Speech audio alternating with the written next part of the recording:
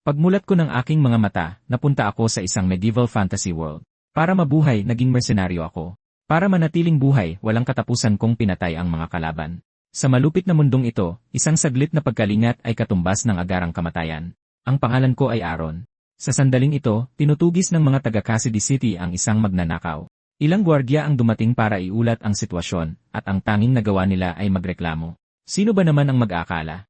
Si Hans, yung tahimik na taong yon, ay magdudulot ng ganito kalaking gulo. Hindi ko naman talaga gusto ang loko-lokong yon. Yung loko-lokong si Hans ay isang salamangkero, alam nyo ba? Hindi mo mapagkakatiwalaan ang mga salamangkero, kahit sino sa kanila. Siguradong nakipagkasundo siya sa isang demonyo. Isang gwardiya ang biglang humalakha. Naiinggit ka lang kay Hans, no? Dahil inagaw niya ang titulo ng gwapo, habang pinapanood silang dalawang mag-asaran. Biruan, ako, ang kanilang squad leader, ay hindi na makaramdam pa ng mas matinding pagkabagot. Pag-alis ko, medyo hindi ako mapakali. Kung mahuli si Hans, para na rin siyang patay. Bumuhos ang ulan sa headquarters ng mga gwardiya ng Cassidy City. Galit na galit si Guard Captain Manuel sa pagkahuli ko. Kung nakatulugan mo man o hindi ay hindi na mahalaga. Narinig ko na medyo malapit ka raw sa kriminal na si Hans. Totoo ba yon? Sa totoo lang, isa si Hans sa ilang matatalino sa mangmang na mundong medieval na ito. Kaya kahit noong nakapasok siya sa akademya, nag-uusap pa rin kami. Pero sa ngayon, hindi ko aminin yon. Halos hindi ko siya kilala. Nagbabasyan lang kami hanggang doon lang. Mabuti naman at narinig ko yan. Nagningning sa tuwa ang mukha ni Manuel. Ang espesyal na kasong ito ay kinasasangkutan ng anak na babae ng Lord. May ninakaw si Hans mula sa dalaga na hindi kailanman dapat nakawin.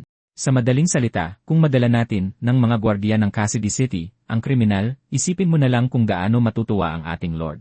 Kaya dalhin mo pabalik ang gagong yon, patay o buhay. Tumango-tango lang ako sa labas, pero sa loob ay pinagpapawisan ako ng malagkit. Sana lang huwag itong palpakain ng lintik na si Hans, kung hindi, pati leg ko malalagay sa alanganin. Samantala, nagtipon na ang aking 4th squad. Umalis na kami para halughugin ang sira-sirang Distrito 7 ng Cassidy City. Nagreklamo ang mga tauhan sa isa't isa, maghanap lang tayo saglit tapos uminom na tayo ng serbesa. Pinatahimik ko sila sa isang malamig na titig. Diyos ko, ang mga tao talaga sa medieval na panahon ay ganito kabobo. Nakataya ang buhay nila pero ang iniisip lang nila ay pag-inom. Noon ko napansin ang isang kahina-hinalang tao na nakaupo sa ulan sa malapit. Hoy, ikaw na naka-brown na balabal. Guardia ako ng Outer City. Tanggalin mo yung hood mo. Bahagyang tumawa ang lalaki at tumingala. Matagal na tayong hindi nagkita, Aaron. Sakto ang dating mo. Hindi ko siya pinatapos. Sinuntok ko ng diretsyo ang kalbo niyang ulo. Gago ka. Hindi ba ikaw yung basagulerong inaresto ko dati?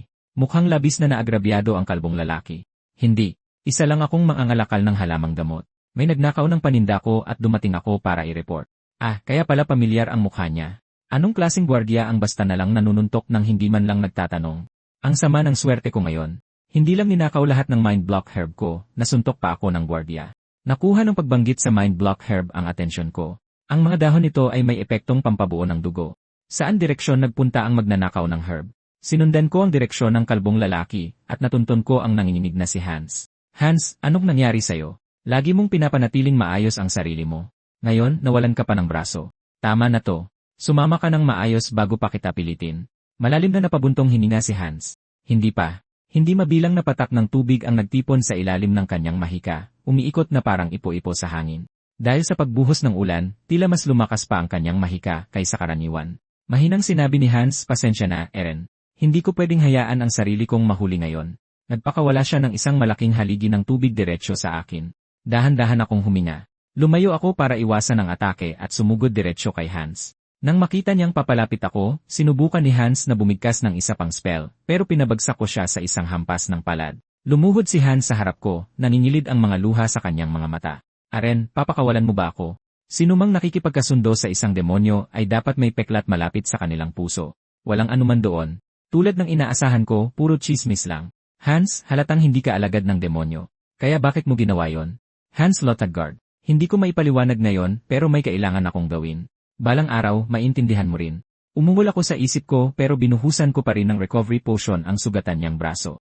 Pagkawala ng braso dahil sa pagnanakaw, sapat na parusa na yon, di ba? Pero hindi ako ang magdedesisyon dahil sa lintik na mundong medieval na ito, ang pagpipilian lang ay kawalang sala o kamatayan.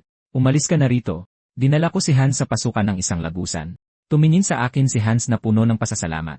Aaron, bago pa siya makapagsalita, pinabagsak ko siya sa isang suntok. Huwag mo akong tawagin ganyan.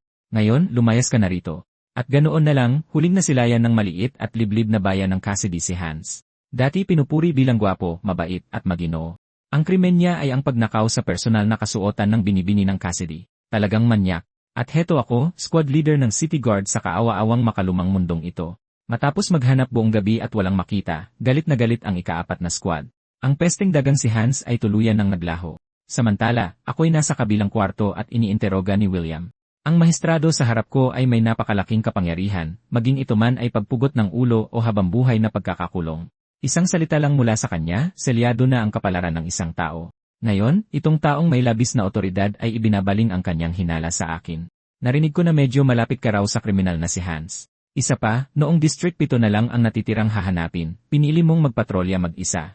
Talaga bang wala kang nakita sa District 7? Hindi ako natinag. Wala kundi dumi ng hayop doon. Naging seryoso ang ekspresyon ni William.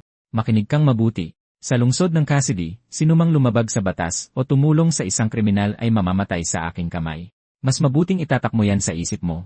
Nag-aalab ako sa galit sa loob pero nanatili akong nakangiti. Ang pesteng makalumang mundong ito ay talagang walang konsepto ng karapatang pantao. Bueno, dapat ay nakalabas na si Han ngayon. Sakto noon, isang sigaw ng babae ang umalingaw mula sa kalapit na tavern.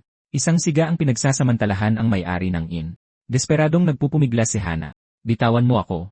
Humagikgik ang kanyang kasama mula sa likuran. Hindi ba't sinabi naming dahan-dahan lang? Hindi ka naintindihan ng binibini. Kararating lang namin sa bayang ito at naghahanap kami ng mga kaibigan. Mas mainam yung uri na pwede mong makapalagay ang loob kung alam mo ang ibig naming sabihin. Napabuntong hininga na lang ang may-ari ng inn. Siguro'y mga mersenaryo kayong napadaan lang mula sa ibang rehiyon. Mas mabuting tumigil na kayo habang maaga bago pa lumala ito. Iyon ang nagpagalit sa lalaking may pulang buhok. At kung tumanggi ako, sa tingin mo ba'y darating ang City Guard at magpapakabayani? Nasa gitna ng kawalan ng ina ito. Bago pa siya matapos, tinulak ko ang pinto at pumasok. Agad na nagliwanag ang mukha ni Hana. Naghiyawan sa tuwa ang mga manonood. Ang aking pangangatawan at ang aura na dala ko ay nagpatigil sa mga mersenaryo sa kanilang kinatatayuan. 10 araw, kalmado kong sabi kay Hana. Agad namang tumawad si Hana. 5 araw at kasama ka sa gwardiya. Ito talaga ang trabaho mo. Nang makitang tinatrato namin sila na parang muebles, nagalit ang mga siga at isa'y sumuntok sa akin. Hindi ko man lang tiningnan. Hinawakan ko lang siya sa kanyang matabang mukha. Walang modo, tulad ng lahat ng tanga sa panahong ito. Hana, 6 na araw na libreng tuluyan at ang hapunan ngayong gabi.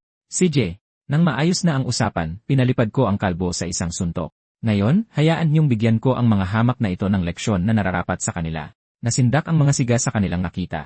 Naghiyawan sa tuwa ang mga manonood. Sa wakas, ito na ang hinihintay namin. Sunod-sunod ang suntok ko sa mga siga sa harap ko. Walang masasamang tao sa makalumang mundong ito. Mayroon lang mga taong kailangan ng isang magandang bugbog. Isang suntok bawat isa at lahat sila'y umayos. Ilang manonood ang lalo pang naghiyawan. Ayan na. Hinihintay talaga naming may mag-umpisa ng gulo. Ang dahilan kung bakit kami suki sa tavern na ito ay dahil sa halimaw na ito, ang pinakamagaling na taga-kolekta ng basura ng Cassidy, si Aaron. Bigyan mo pa ng isa. Nanonood na naman yung mga matatanda. Parang kailangan din nila ng leksyon sa panahong ito. Gaya ng inaasahan, lahat ng siga ay tuluyang napaamo. Sa panlabas, mukha akong taong walang pakialam, pero gabi-gabi akong nilulunod ng masasakit na alaala. Paulit-ulit na tinatawag ng babaeng iyon ang pangalan ko, Eren, huwag kang lilingon. Nagising akong bigla at dinampot ang aking espada. Basa na ng luha ang aking mukha. 6 na taon na mula nang dumating ako sa mundong ito. Muli, wala akong ideya kung gaano katagal magtatagal ang ordinaryong buhay na ito. Sa lugar ng pagsasanay, isang kabalyero ang lumapit mula sa likuran. Ang iyong galing sa espada ay malinis at tumpak. Kahanga-hanga na ang isang hangganang lungsod tulad ng Cassidy ay mayroong isang taong kasing husay mo. Lumingon ako para sukatin siya. Ang mga kabalyero ay may kakaibang presensya sa mundong ito. Kaya nilang gumamit ng aura para labanan ang mga demonyo, taglay ang lakas na higit pa sa limitasyon ng ordinaryong tao. Ang sagisag sa kanyang baluti ay may tatak ng Faroni, na nagsasabing isa siyang kabalyero mula sa malayong lungsod ng Birth na nagpakaba sa akin. Nagpadala ba ang imperyo ng tao? Mabilis niyang iwinagayway ang kanyang kamay. Huwag kang mag-alala sa akin. Namamangha lang ako sa galing mo sa espada. Tatanungin na sana niya ang pangalan ko nang may tumawag sa kanya. Ben, andyan ka lang pala. Dapat ay escort night kita. Paano mo nagawang umalis sa tabi ko? Mabilis akong yumuko. Pinuno ng squad ng Outer City Guard, si Erin, bumabati sa inyo, Lady Vivian ng Cassidy. Ikinagagalak kitang makita, pinuno ng squad, Erin. Narinig kong nahirapan ka raw ng husto dahil sa aking mga personal na gamit. Paumanhin tungkol doon. Aalis na kami ngayon. Malamang ay naistorbo na ni Sir Ben nang matagal ang iyong pagsasanay. Pagkaalis nila, nagtaka ako. Bakit narito ang isang kabalyero mula sa Birth? Sige, oras na para bumalik sa trabaho. Aaron, hayop ka. Magpunta ka sa impyerno. Ang eksena ay lumipat sa panloob na lungsod ng Cassidy. Nagpakawala si Manuel ng sunod-sunod na mura. Tanga kang walang utak. Binugbog mo ang mga mersenaryong upahan ng panloob na lungsod hanggang halos mamatay. Anong gagawin mo rito? Ikaw ang aayos nito mag-isa. Talagang wala akong ideya na ang mga lalaking iyon ay mersenaryong upahan ng panloob na lungsod. Pumasok ka rito. May boses na nanggaling sa loob. Ikaw na naman, Aaron, isang pinuno ng squad na gumagawa ng gulo kaliwat kanan. Kung ayaw mo sa trabaho, mag-resign ka. Tigilan mo ang pagbibigay ng problema sa iba. Ang boses ay pag-aari ni Norpo, ang administratibong opisyal ng lungsod ng Cassidy, ang pinakamainitin ang ulo sa buong lungsod. Ang tanging nagawa ko lang ay patuloy na humingi ng tawad hanggang sa kumalma siya. Sa madaling salita, ang mga mersenaryong iyon ay dapat na mag-escort ng karwahe papuntang lungsod ng Bert, kaya ngayon, sa akin napunta ang trabaho. At kaya naging bahagi ako ng escort convoy para sa karwahe. Walang saysay na magkaroon ng ganito karaming tao para protektahan ang isang karwahe, at sa itsura pa lang, lahat sila ay mga mersenaryo. Ang laki ng operasyong ito ay parang isang kampanya sa digmaan. Kaya tinanong ko ang lalaking may pulang buhok sa tabi ko kung sino ang nasa loob ng karwahe. Doon ko napagtanto na ang lalaking ito ay ang parehong pasaway na mukhang Weasel na binugbog ko kahapon. Nainis si Dylan sa palayaw. Ngunit bumalik ang alaala ng bugbog na natanggap niya kahapon. Agad siyang umatras. Sige lang, tawagin mo akong Weasel kuya. Pagsapit ng gabi, huminto kami sa Knotville, isang nayon sa labas ng Cassidy. Nagkagulo ang grupo dahil sa kabila ng pagiging malaking nayon, walang kahit isang taga-nayon na makita. Gawa kaya ito ng mga demonyo. Nagdilim ang ekspresyon ko. Nagkataong malapit ako sa isang bata mula sa nayong ito. Biglang may nakitang dugo si Dylan sa lupa at nagsimulang sumigaw. Binigyan ko siya ng mabigat na tingin at sinabing huwag siyang titingala. Ang silid na aming natagpuan ay punong-puno ng mga bangkay ng mga taga-nayon. Pinuno ng squad, Aaron. May tumawag sa akin. Lady Vivian, anong ginagawa niyo rito? Lumabas ako para magpahangin at nagkataong napadaan. Ang pananatili sa lungsod ay nakakasakal sa akin. Kaya sa mungkahin ng aking ama, papunta ako sa lungsod ng Bert. Di nagtagal, isang kumukulong kaldero ng nilaga ang nagpatakam sa lahat. Lahat ay sabik na pinuri ito, pero kami ni Dylan ay hindi makakain. Iba rin ang tibay ng loob nila. Nakakakain sila matapos makita ang mga bangkay na yon. Ang mga iyon ay mga handog lamang. Isang matandang lalaki ang lumapit para magpaliwanag. Ang nakita ninyo ay isang ritual, isang pag-aalay ng tao sa isang demonyo. Humarap siya sa akin. Ang pangalan ko ay John. Ako ang namamahala sa misyong ito. Hindi pa yata tayo nagkakakilala. Ako si Erin, hindi isang mersenaryo, nagtatrabaho lang. Doon namin napansin ang dalaga sa gabi. Si Vivian ay napakaganda, kilala sa buong rehiyon bilang bulaklak ng silangan. Kahit na alam kong hindi simple ang misyong ito, hindi ko inaasahan na isang tunay na maharlika ng Cassidy at ang kanyang kabalyerong escort ang nasa karwaheng iyon. Mukha kang kalmado, puna ng matanda. Maaaring may mga demonyong nag-aabang sa malapit. Hindi ka ba natatakot? Kalmado kong sagot. May kabalyero tayong kasama. Bukod pa riyan, hanggat hawak ko ang espadang ito, at kahit nakatiting ang tsansang manalo, mabubuhay ako. Umiti ang matanda sa kakaibang paraan. Kung gayon, sanay manalo ka sa bawat laban. Dumilim sa isang iglap. Nakaupo akong nagbabasa ng libro sa aking mga kamay, iniisip ang isang batang lalaki na nagngangalang Holland. Malaki na siguro ang itinakad niya ngayon. Nawala sa pag-isip, isang di pangkaraniwang tunog ang biglang narinig mula sa likuran. Sumuntok ako at isang zombie ang natamaan. Walang pag-aalinlangan, tinusok ko ito ng aking espada. Bumagsak ang ulo nito sa lupa. Anong ginagawa ng isang zombie sa lugar na tulad nito? Sa malapit, si Dylan ay walang tigil na nagtataga, sumisigaw sa takot. Pumasok ako at tinaga ang zombie sa isang iglap. Napaiyak si Dylan. Aaron, pinabayaan mo ako. Nasaan ka ba, lintik? Mersenaryo man o sundalo, lahat sila ay bagsak na walang malay, imposibleng gisingin, na para bang tinamaan ng kung anong uri ng mahika. Doon ko naunawaan. Ang tanging dahilan ay kaming dalawa lang ang ayos. Siguradong may kung anong inilagay sa nilaga, hindi lason, kundi pampatulog, na nangangahulugang ang layunin nila marahil ay hulihin ng buhay ang isang tao, malamang. Sakto namang nagsimulang manginig si Dylan sa tabi ko. Isang kawan ng mga zombie ang papalapit sa amin. Hindi ako natinag sa paningin ng mga umuungol na halimaw na ito. Hayaan na ang mga mababagal na zombie na ito na magsilbing pampainit. Hinawakan ko ang aking espada at tinaga ang mga undead na parang papel lamang. Hindi nagtagal bago ang bawat isa sa mga mabibigat na halimaw na iyon ay nakahandusay na patay. Tanging ang ulan at ang lupang puno ng mga bangkay ang natira. Doon ako lumingon at napansin ang isa na nakalusot. Ngunit nang maaninag ko ang mukha nito, natigilan ako. Ang batang iniisip ko, si Holland. Malaki na nga talaga ang itinakad niya mula sa pagkakaalala ko sa kanya. Si Holland ay anak ng isang magsasaka sa nayon. Mahilig siyang magbasa. Dati niyang sinasabi na may pinakamaliwanag na ngiti, sa lahat ng nakilala ko, ikaw ang pinakamalakas at pinakacool, mister.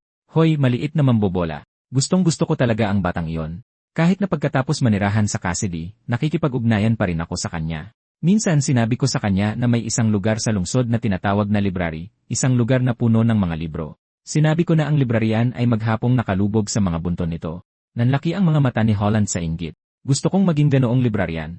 Ang ganoong klaseng trabaho ay babagay sa isang bookworm na tulad mo. Gawin mo ang lahat ng iyong makakaya. Pero, ang batang dating may malalaking pangarap ay nauwi sa ganito. Ang tanging nagawa ko ay lunukin ang pighati at ibinaba ang espada ko para bigyan siya ng kapayapaan. Narinig ko noon na kinakain ng mga demonyo ang takot ng mga tao. Sinaktan ako ng tatay ko, sabi sa akin ni Holland noon, dahil sinabi ko sa kanya na gusto kong maging librarian. Sabi niya, ang anak ng magsasaka ay mananatiling anak ng magsasaka lamang. Naaalala ang lahat ng iyon, hinila ko ang bata, na isa ng zombie, at niyakap siya ng mahigpit. Pasensya na. Hindi ako bayani. Hindi ako kabalyero. Isa lang akong gwardiya sa isang bayan sa hangganan. Sa mga oras na yon, nagawa ng gisingin ni Dylan ang lahat ng mersenaryo. Sumugod sila sa laban kontra sa kawan ng mga zombie, tapos isang malakas na pagsabog ang yumanig sa lugar kung nasaan ang binibini, at umabot sa langit ang mga apoy. Magpahinga ka na, Holland. Sana pagkatapos mong mawala, wala nang ganitong mangyari sa iyo muli. Ang utang na ito, babayaran ko para sa iyo. Sa parehong sandali, isa-isang bumabagsak ang mga escort ni Vivian.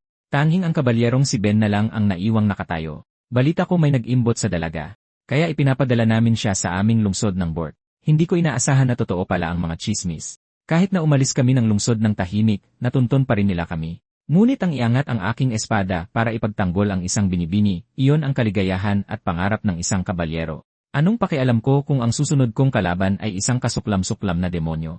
Bahagyang umiti ang demonyong sikutan. Ang daldal mo para sa isang kabalyero. Hindi gagaling ang mga sugat mo sa pagpapalipas ng oras. Hindi lang kita sinaksak ng espada kung may lason, kumain ka rin ng nilaga. Dapat ay inaantok ka na ngayon dahil sa gamot na yon. Sa tingin mo ba may pag-asa ka pa? Namimilipit ang braso ni Kutan na kinain ng demonyo, habang hindi mabilang na mga mata ang gumagalaw sa loob nito. Pagkatapos ay buong lakas siyang sumugod kay Ben. Lumaban si Ben gamit ang buong lakas niya, para lang matuklasan na halos kalahati na lang ng dati ang lakas ng kanyang aura. Pero hindi iyon mahalaga. Kailangan niya lang tamaan ang mga bahagi ni Kutan na hindi pa apektado ng demonyo. Ngunit sa sandaling itinusok ni Ben ang kanyang espada sa lalamunan ni Kutan, isang pulang-pula na kamay na ang nakahawak sa kanyang leeg, katawa-tawa. Akala mo ba mapapatay mo ako sa pagtama sa laman? Ako ang dakilang si Kutan. Talaga bang inakala mong matatalo mo ako, isang hamak na kabalyero? Malapit nang mamatay sa sakal si Ben nang sa wakas ay dumating ako. Nandito ako para ipaghiganti si Holland. Maging mabait ka't mamatay na. Wala nang salita. Iwinasiwas ko ang aking espada diretsyo sa bungo ng demonyo. Iyon ang nagpagalit sa kanya ng husto. Isang pulang-pulang kamay ang humampas sa aking espada. Sino ka ba sa akala mo? Tumama ang atake ko sa ulo ni Kutan at bumulwak ang dugo. Nagsimulang mamaga ang kanyang braso. Buwisit! Nagsasayang ng mahalagang dugo sa isang taong hindi man lang kabalyero. Kailangan kong ibigay ang babaeng iyon ngayon din. Napuno ako ng galit at hindi ko siya binigyan ng oras para huminga. Ipaghihiganti ko si Holland. Mabilis akong napatalsik ng napakalakas na puwersa ng demonyo, pero nagawa kong gumawa ng malaking hiwa sa kanyang dibdib. Sige, subukan mong maghilom. Maghilom ka at hihiwain ulit kita. Umungol sa sakit si Kutan. Nagsisimula na siyang matakot sa akin dahil ang demonyo sa kanyang braso ay nagsimula ng kumain ng kanyang dugo. Sa ganitong takbo, tuluyan siyang lalamunin nito. Akala ko ba matibay ka? Mahina ka lang pala. Isang beses pa, paghihiganti ni Holland. Si Kutan, na halos hindi masangga ang atake, ay nagsimulang manginig. Sino si Holland? Bakit mo pinipilit ang sarili mo ng ganito?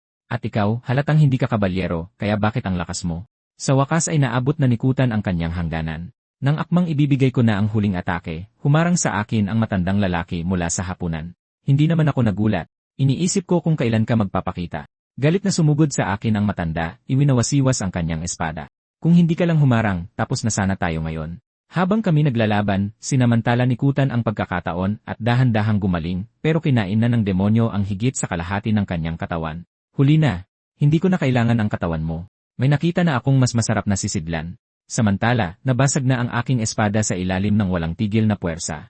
Nang akala ng matanda ay abot kamay na niya ang tagumpay, umikot ako at sinuntok ang kanyang bungo. Habang nawawalan siya ng malay, ang huli niyang naisip ay ang kamalasan niyang makatagpo ng isang halimaw na tulad ko. Sa puntong ito, pagod na ako.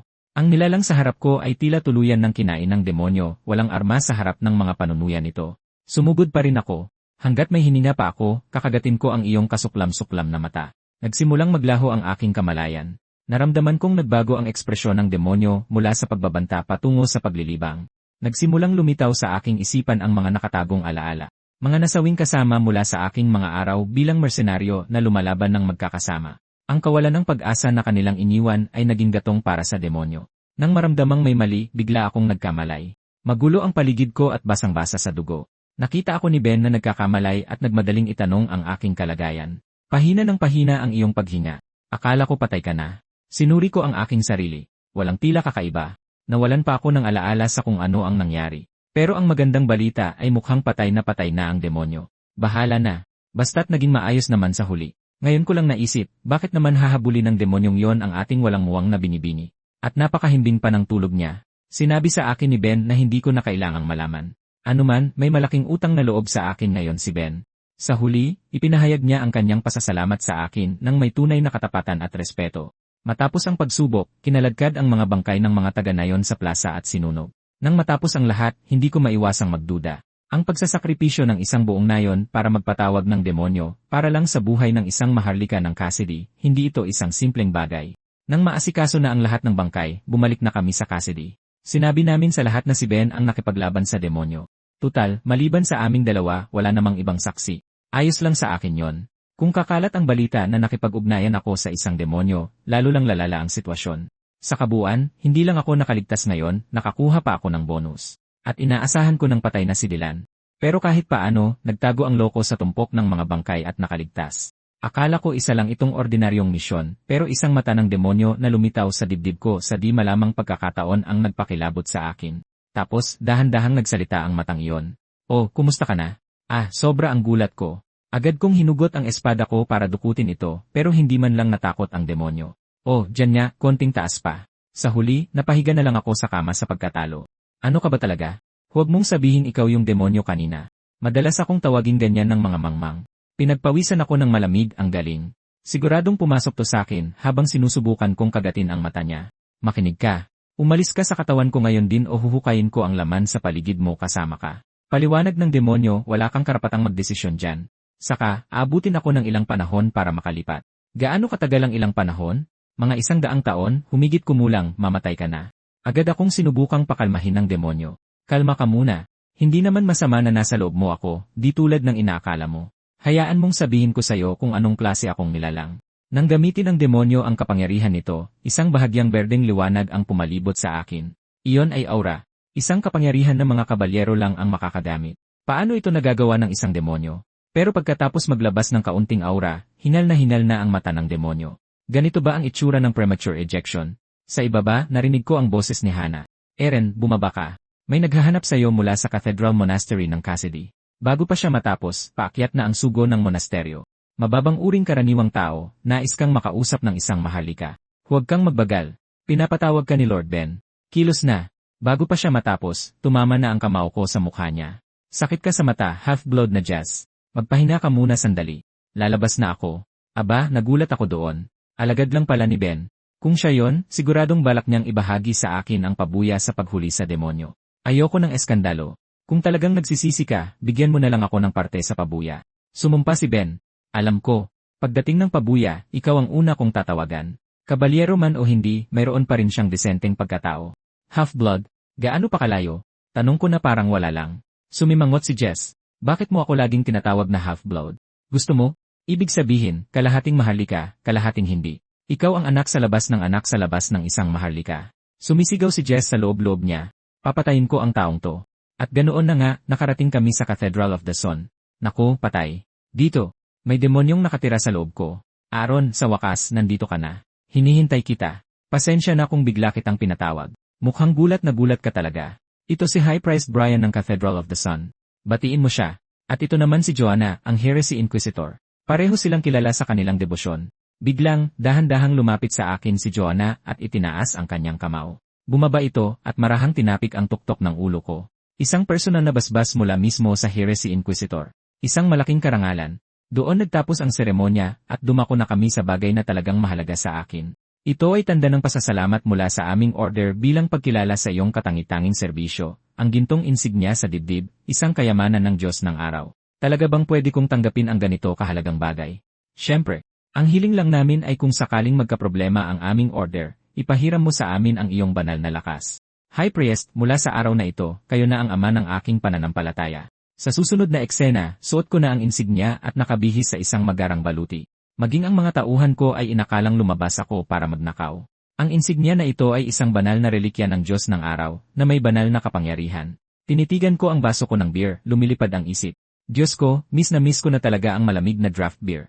Nakipagsismisan ang may-ari ng tavern na si Charlotte, kamakailan daw sa lungsod, may isang gang ng mga mandadaya sa sugal. May isang inn sa District 5 na tinatawag na Sickly Mermaid. Marami itong naakit na mga dayo na natural na nagpasimula ng sugalan at tila may isang bata doon na nagpapatakbo ng buong laro ng dice.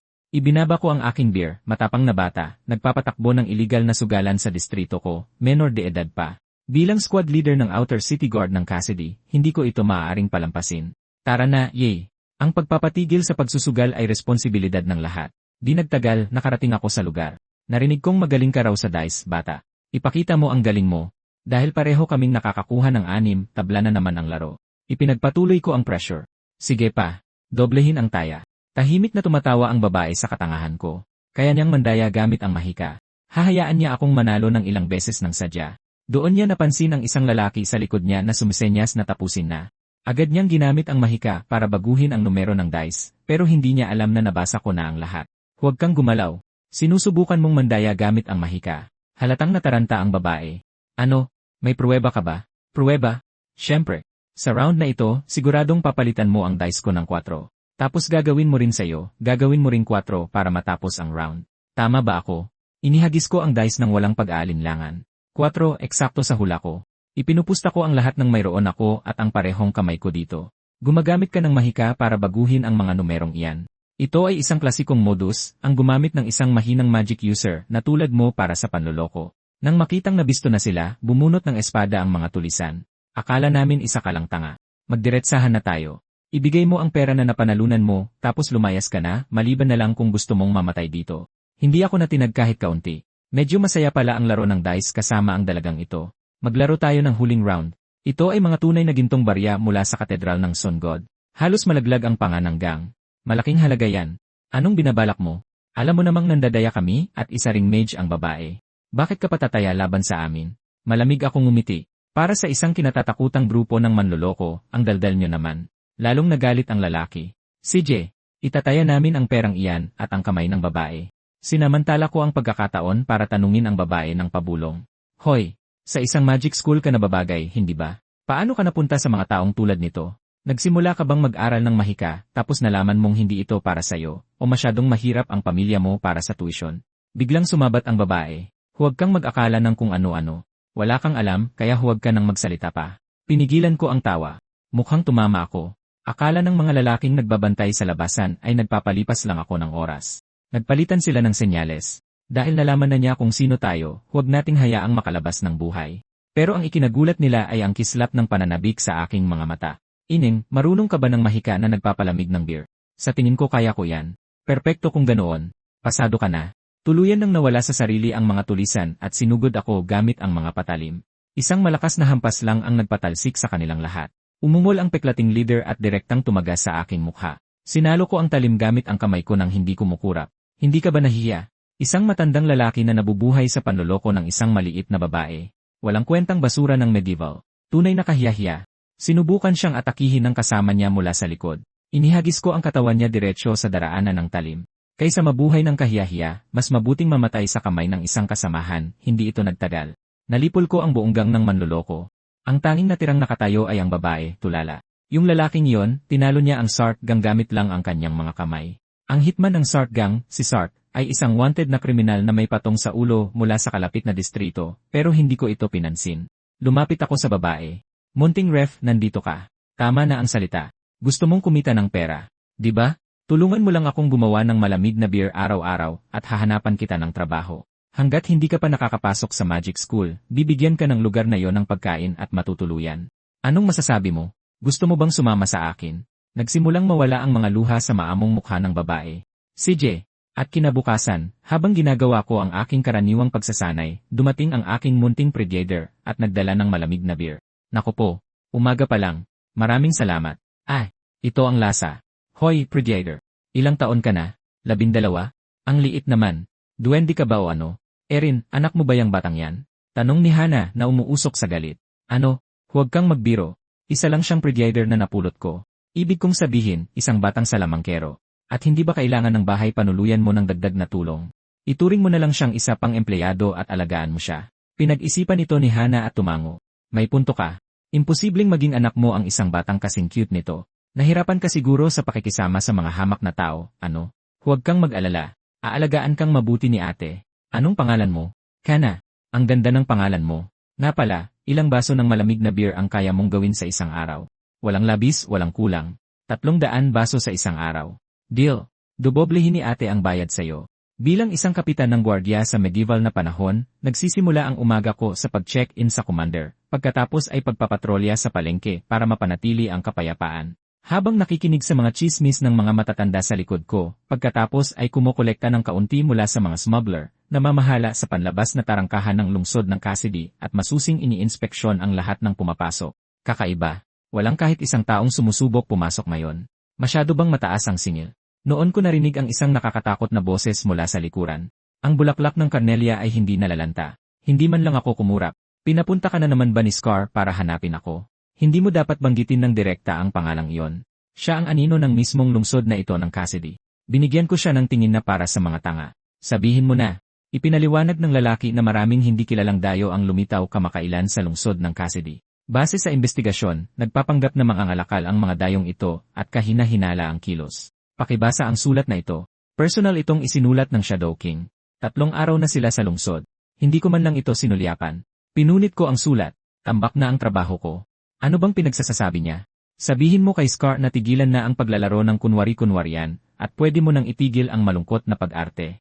Ngayon, lumayas ka na. Ang pagdating ng mga dayo sa isang bayang nasa hangganan tulad nito ay hindi kakaiba.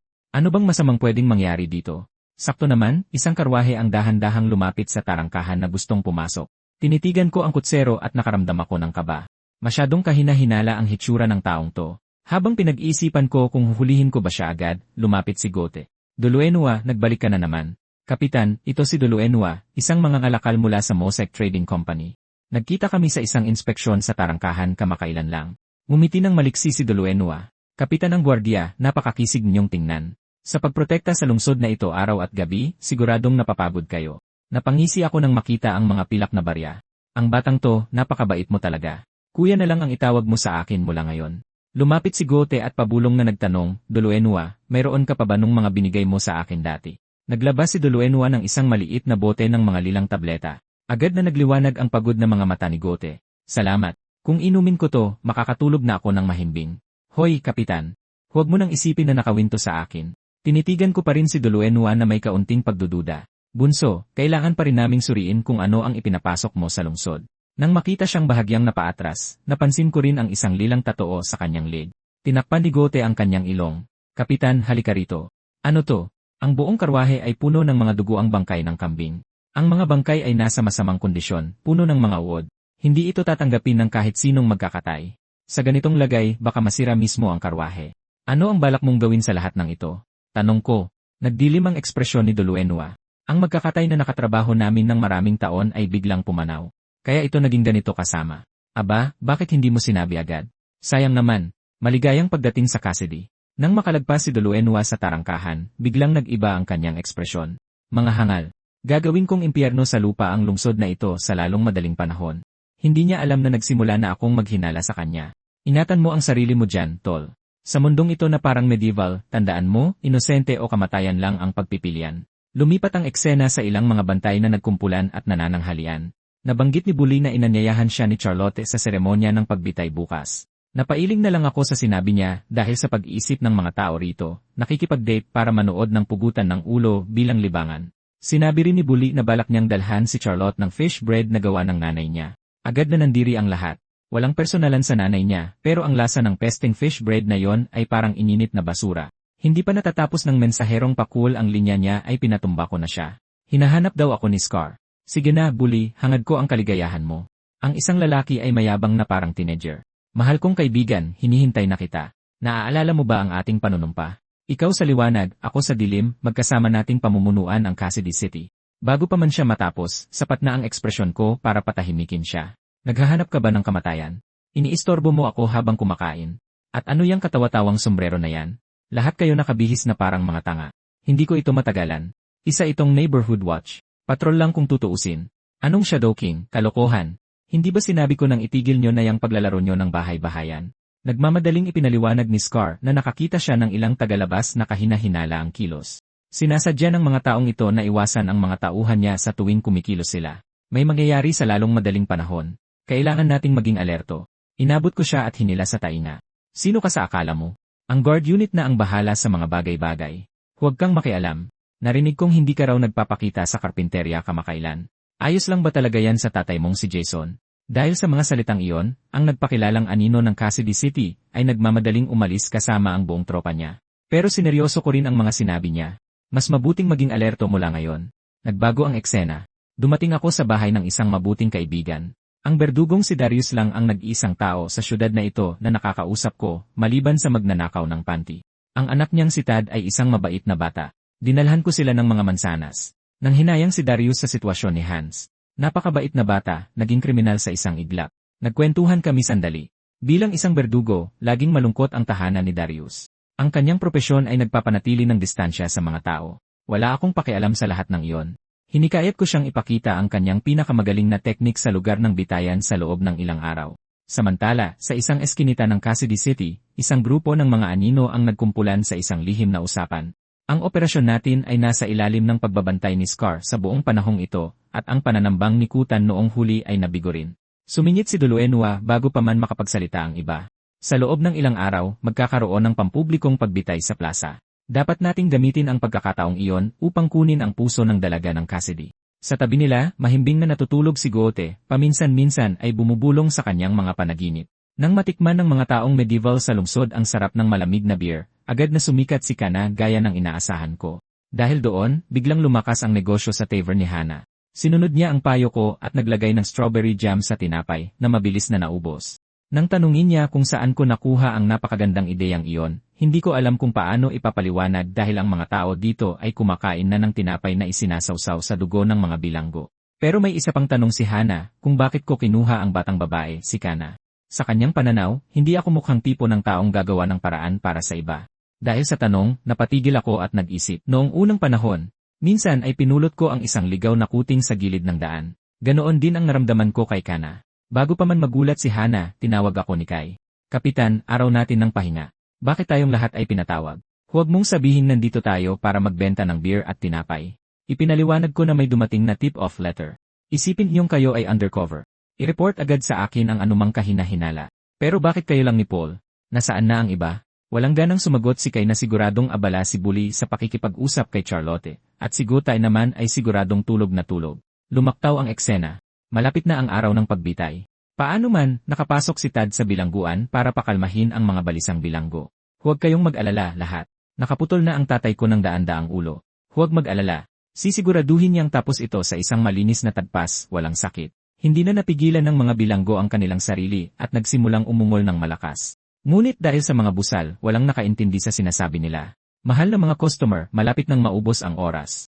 Magsisimula na ang paggupit. Nagsimula na ang seremonya ng pagpugot ng ulo. Itinaas ng matangkad at nakakatakot na berdugo ang kanyang talim at ibinaba ito. Tumilamsik ang dugo ng paikot at nagyawan ang mga tao sa ibaba. Sa bulok na panahong ito, ang pampublikong pagbitay ay nagsisilbing labasan ng matagal ng kinikimkim na galit ng mga mamamayan.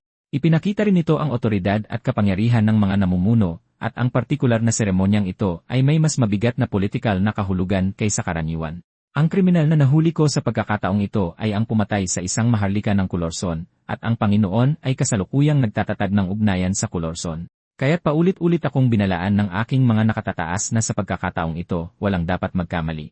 Sa paano man, ang pagkarinig sa sinabi niya ay lalo lang nagpatindi ng pakiramdam ko na may mangyayaring hindi maganda sa seremonyang ito, at tama nga, isang pamilyar na mukha ang nakita ko. Hindi ba't si Tolyan? Anong ginagawa niya rito? Sa sandaling ngumisi ng masama si Duluenwa, isang malakas na pagsabog ang yumanig sa gitna ng plaza. Nagkagulo ang mga mamamayan at nagsimulang tumakbo sa iba't ibang direksyon. Sumpain, isang pag-atake. Sa pagsilip sa usok at alikabok, si Lord Purpaz ay tumilapon. Nataranta ako sa nakita dahil responsibilidad ng Outer City Guard ang pagpapanatili ng kaayusan. Kung namatay ang Lord sa pagsabog na ito, kasunod na ang ulo ko. Tali sa tungkuling hindi ko matatakasan, sumugod pa rin ako. Sa harap ng nagkakagulong mga tao, agad na sinimulang ituro ng mga gwardiya ang mga tao sa ligtas na lugar. Sumuong ako sa apoy at hinila ang 2 takot na bata palayo sa kapahamakan. Tapos tinanong ko ang iba kung may nakakita sa isang kahina-hinalang tao na nakabalabal. Doon ko nakita si Duluenwa na tumatakas habang buhat-buhat si Vivian. Sumpain. Ang target ba ay ang binibini na naman? Ika-4 na squad ng Outer City Guard sumunod sa akin. Hahabulin natin ang suspect. Kung babalik tayong bigo, tayo naman ang susunod na pupugutan. At kaya hinabol at hinanap namin hanggang dumilim ang langit. Walang palatandaan sa ngayon, pero at least buhay pa ang Lord. Kung hindi, lagot na kaming lahat. Balita na may isang kabalyero rin na namatay sa pagsabog. Napangisi ako. Eksakto sa inaasahan ko. Hindi dapat pagkatiwalaan ang mga kabalyero. Ang nakakailang ay nakatayo sa malapit ang bugbog saradong si Ben na naghahabol ng hininga. Nang makita niya na ako yon, sa wakas ay nakahinga siya ng maluwag. Matagal na tayong hindi nagkita, Aaron. Tunay na nakakahiya. Hindi ko mapigilang sabihin ito. Parang palagi ka nalang nabubugbog. Kabalyero ka ba talaga? Nagpabaya ako. Ang kalaban ay isang black mage at may traitor sa mga sundalo. Pakiusap, mag-ingat ka. Bago siya makatapos, isang sigaw ang umalingaw sa di kalayuan at ginulat kaming 3. Boses iyon ni Kai. Ang demonyong nanonood sa kanilang reaksyon ay lubos na nalito. Anong ginagawa ninyong lahat? Isang suntok lang iyon. Hindi na kailangang maging ganyan kadramatiko. Dinikit ni Kai ang isang kamay sa kanyang mukha at mumisi. Pwede bang maghintay ka sandali? May inaasahan ako. Tumingin ng may pagkalito ang demonyo. Sa sumunod na segundo, sinira ko ang pader at sinunggaban ang demonyo sa leg. Ang demonyo ay marahas na nayanig at nagpumigla sa abot ng makakaya, ngunit walang nangyari. Ano ang halimaw na ito? Ang lakas ng hawak niya ay hindi ka panipaniwala. Mukha akong tunay na naguguluhan. Bakit ang hina mo? Hindi ka katulad ng demonyong nilabanan ko sa labas ng lungsod. Habang sakal pa rin, sa wakas ay sumabog ang demonyo. Bitawan mo ako. Mamatay ako. Mamamatay na talaga ako. Sa pagtingala, sinalubong ang demonyo ng isang aura na mas nakakatakot kaysa sa kanya. Magsalita ka o pipilitin kita. Ang Black Mage ang tunay na may kasalanan. Gusto niya ang puso ng binibini. Siya ay isang tunay na masamang tao. Ang mga tauhan ng demonyo ay yaong mga nakipagkasundo sa mga demonyo sa pamamagitan ng Black Mage. Ang aming base ay ang Magic City ng Talumba. Tama na yan. Ngayon, bakit nila gusto ang puso ng binibini? Sa parteng yan, hindi ako sigurado. Seryoso ako. Pakiusap, maniwala ka sa akin. CJ, sapat na ang iyong pakikipagtulungan. Binitawan ko na siya, kayo na. Dalhin niyo siya palayo. Kaya sa madaling salita, si Little Bro ay isang black mage na ginagamit ang mga demonyong sakop bilang alipors. Habang pinoproseso ko pa yon, isang figura ang dahan-dahang lumapit sa akin. Kapitan, andito ka pala. Mukhang komportable ang gabi mo, ah. Gote, sinabi ko na sayo na huwag matulog ng matagal. Hindi iyan maganda sa kalusugan. Sinabi ni Goat na wala siyang kontrol dito, tapos dahan-dahan siyang lumapit. Kapitan, alam mo ba kung gaano kahirap ang hindi makatulog? Kapag kulang ka sa tulog, kahit dilat ang mga mata mo, hindi mo maramdamang gising ka. Para kang naglalakbay sa isang panaginip o may makapal na hamog sa loob ng iyong ulo. Malabo ang lahat. Kasabay noon, biglang hinugot ni Gote ang kanyang espada at sumugod sa akin. Hayaan mong ipadala kita sa isang panaginip na hindi ka na magigising. Magandang gabi, Kapitan. Noong bata si Gote, isang matinding taggutom ang tumama sa kanilang pamilya. Walang pagkain kahit ugat ng puno. Nagsimula ng kumain ng mga hilaw na daga at ipis ang mga tao. Ngunit isang araw, isang duguan na piraso ng karne ang lumitaw sa hapagkainan, isang bagay na matagal na nilang hindi nakikita. Sa wakas ay nagkaroon ng karne ang pamilya ni Gote. Masayang kumain ang lahat. Lahat maliban sa kanyang sakiting na kababatang kapatid, na masyadong may sakit para magtrabaho. Mula sa araw na yon, hindi na nakatulog ng mahimbing si Gote. Ngayon, ang mukha ni Gote ay naging kulay lila tulad ng isang demonyo, habang walang tigil siyang humahataw sa akin. Wala kang ideya kung gaano ako nag-alala, Kapitan. Nag-aalala na baka kainin ng lahat ang karne sa susunod nang wala ako. Anong masasabi mo, Kapitan? Malakas ako, di ba? Siguro dahil sa wakas ay nakatulog ako ng mahimbing. Lahat salamat sa mga matamis na ibinigay sa akin ni Duluenwa. Naging seryoso ako. Nagkaroon ng kapangyarihang demonyo si Gote. Ang kanyang lakas at bilis ay tunay na lumundag, at sa kabila ng halos hindi pagsasanay sa pakikipaglaban, may likas na talento ang taong ito sa labanan. Gayunpaman, kulang pa rin ang kanyang karanasan. Nagpanggap akong sasalubungin siya ng direkta, tapos umilag sa huling segundo. Sa sandaling iyon, bumaon ang mahabang espada ni Guo sa pader na hindi sapat ang tigas para pigilan ito. Sumabit ang talim at hindi na maalis. Kaya iwinasiwas niya ang kanyang braso na sinapian ng demonyo at itinutok ito sa akin. Pero madali lang ilusutan ang kanyang padaskol-daskol na pag-atake. Pagkatapos ay ibinaon ko ang aking espada sa kanya. Naiintindihan ko ang lahat ng pinagdadaanan mo, Go. Pinapatawad na kita, kaya patawarin mo rin ako. Napuno ng walang hanggang pagod ang mga mata ni Gote. Sa kanyang mga huling sandali, tila nakita niya ang kanyang nakababatang kapatid, ang pinatay ng kanilang pamilya. Pagod na ako. Pagkatapos ay nanlambot ang buo niyang katawan at bumagsak sa akin. Matulog ka ng mahimbing, Gote. Ipaparinig ko sa iyo ang pinakamagandang oyayi bago matapos ang lahat. Sa kabilang banda, natapos na ng Black Mage na si Doluenwa ang mga natitirang bantay at nahanap ang lihim na lagusan palabas ng lungsod. Hindi talaga sumusuko ang mga taong ito. Walang tigil. Isipin mo na kahit ako ay kailangang gumapang sa butas ng daga para makalabas, pero sulit naman ang lahat. Malapit ko nang makuha ang minamahal ng Mahika. Nang akmang susugurin niya ang puso ni Vivian, pinigil siya ng boses ko. Ayan ka na pala. Paano mo nahanap ang butas ng daga? Sinabi ba sa'yo ni Go? Pare, mag-usap tayo. Tiningnan ako ni Doluenwa ng may paghamak. Nagtaka ako kung sino kaya yon. Isa lang pala itong hamak na kapitan ng gwardya. Dumagundong ang itim na mahika sa katawan ni Doluenwa, at isang kawan ng mga nakakadiring halimaw ang sumulpot sa paligid niya. Sugod, pagpira-pirasuhin niyo siya. Buong galit kong iwinasiwas ang espada ko para pigilan sila. Ngunit habang binibigkas ni Doluenwa ang kanyang inkantasyon, nagsimulang lumitaw ang mga halimaw mula sa kawalan. Walang oras para kumilos. Nakagat ako. Lintik na maruming itim na mahika ito. Napakabigat ng pakiramdam ng katawan ko. Bawat galaw ay nagdudulot ng matinding sakit sa akin. Ang pagpapatagal nito ay hindi pabor sa akin. Hindi napigilan ni Doluenwa na mapangisi sa aking pagpupumilit. Hindi ka lang pala puro laki ng katawan, ano? Pero kaya mo ba ang Shadow Legion ng Kilantel? Napangisi ako. Parang ang liit yata ng legion mo, di ba? Bago pa man matapos ang salita, sumugod sa akin ang mga lobo, ahas, at iba't ibang uri ng nilalang.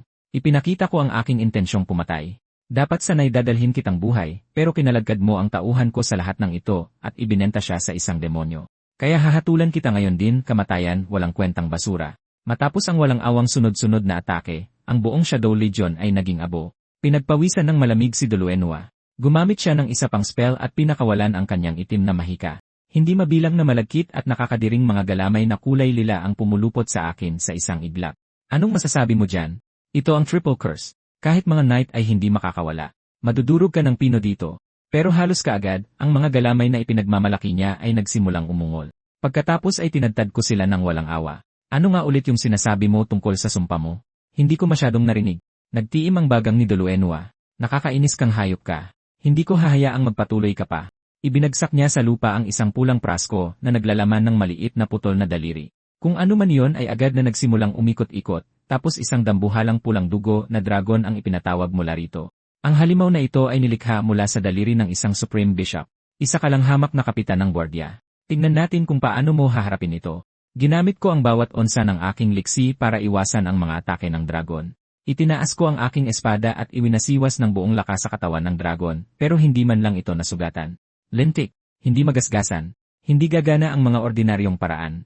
Nang matanto ko yon, huminga ako ng malalim at dahan-dahan. Pagkatapos ay tumalon ako diretsyo sa bibig ng dragon. Nilunok ako ng halimaw kasabay ng malakas na sutsot. Napangisi si Doluenwa ng may kasiyahan. Ang tanga, tumalon mag-isa. Nang matagumpay akong nakapasok, kumatok ako sa mata ng demonyo na nakabaon sa dibdib ko. Lumabas ka, walang kwentang demonyo. Nagpakawala ka ng kapangyarihan ng isang beses tapos bigla kang nanahimik. Alam mo, dapat kang mahiya. Naubusan agad, demonyo. Maaari mo nang ibigay ang kapangyarihan na yan ngayon, di ba? Walang emosyong nagsalita ang demonyo. Mayabang ka pa rin tulad ng dati. Bastos ka pa rin at manhid tulad ng dati. Maaari kong ipahiram sa iyo ang aking kapangyarihan pero sa isang kondisyon. Huwag mo na akong tatawaging naubusan agad kailanman. Hindi ko alam kung ano ang ibig sabihin ito pero napakasakit pakinggan.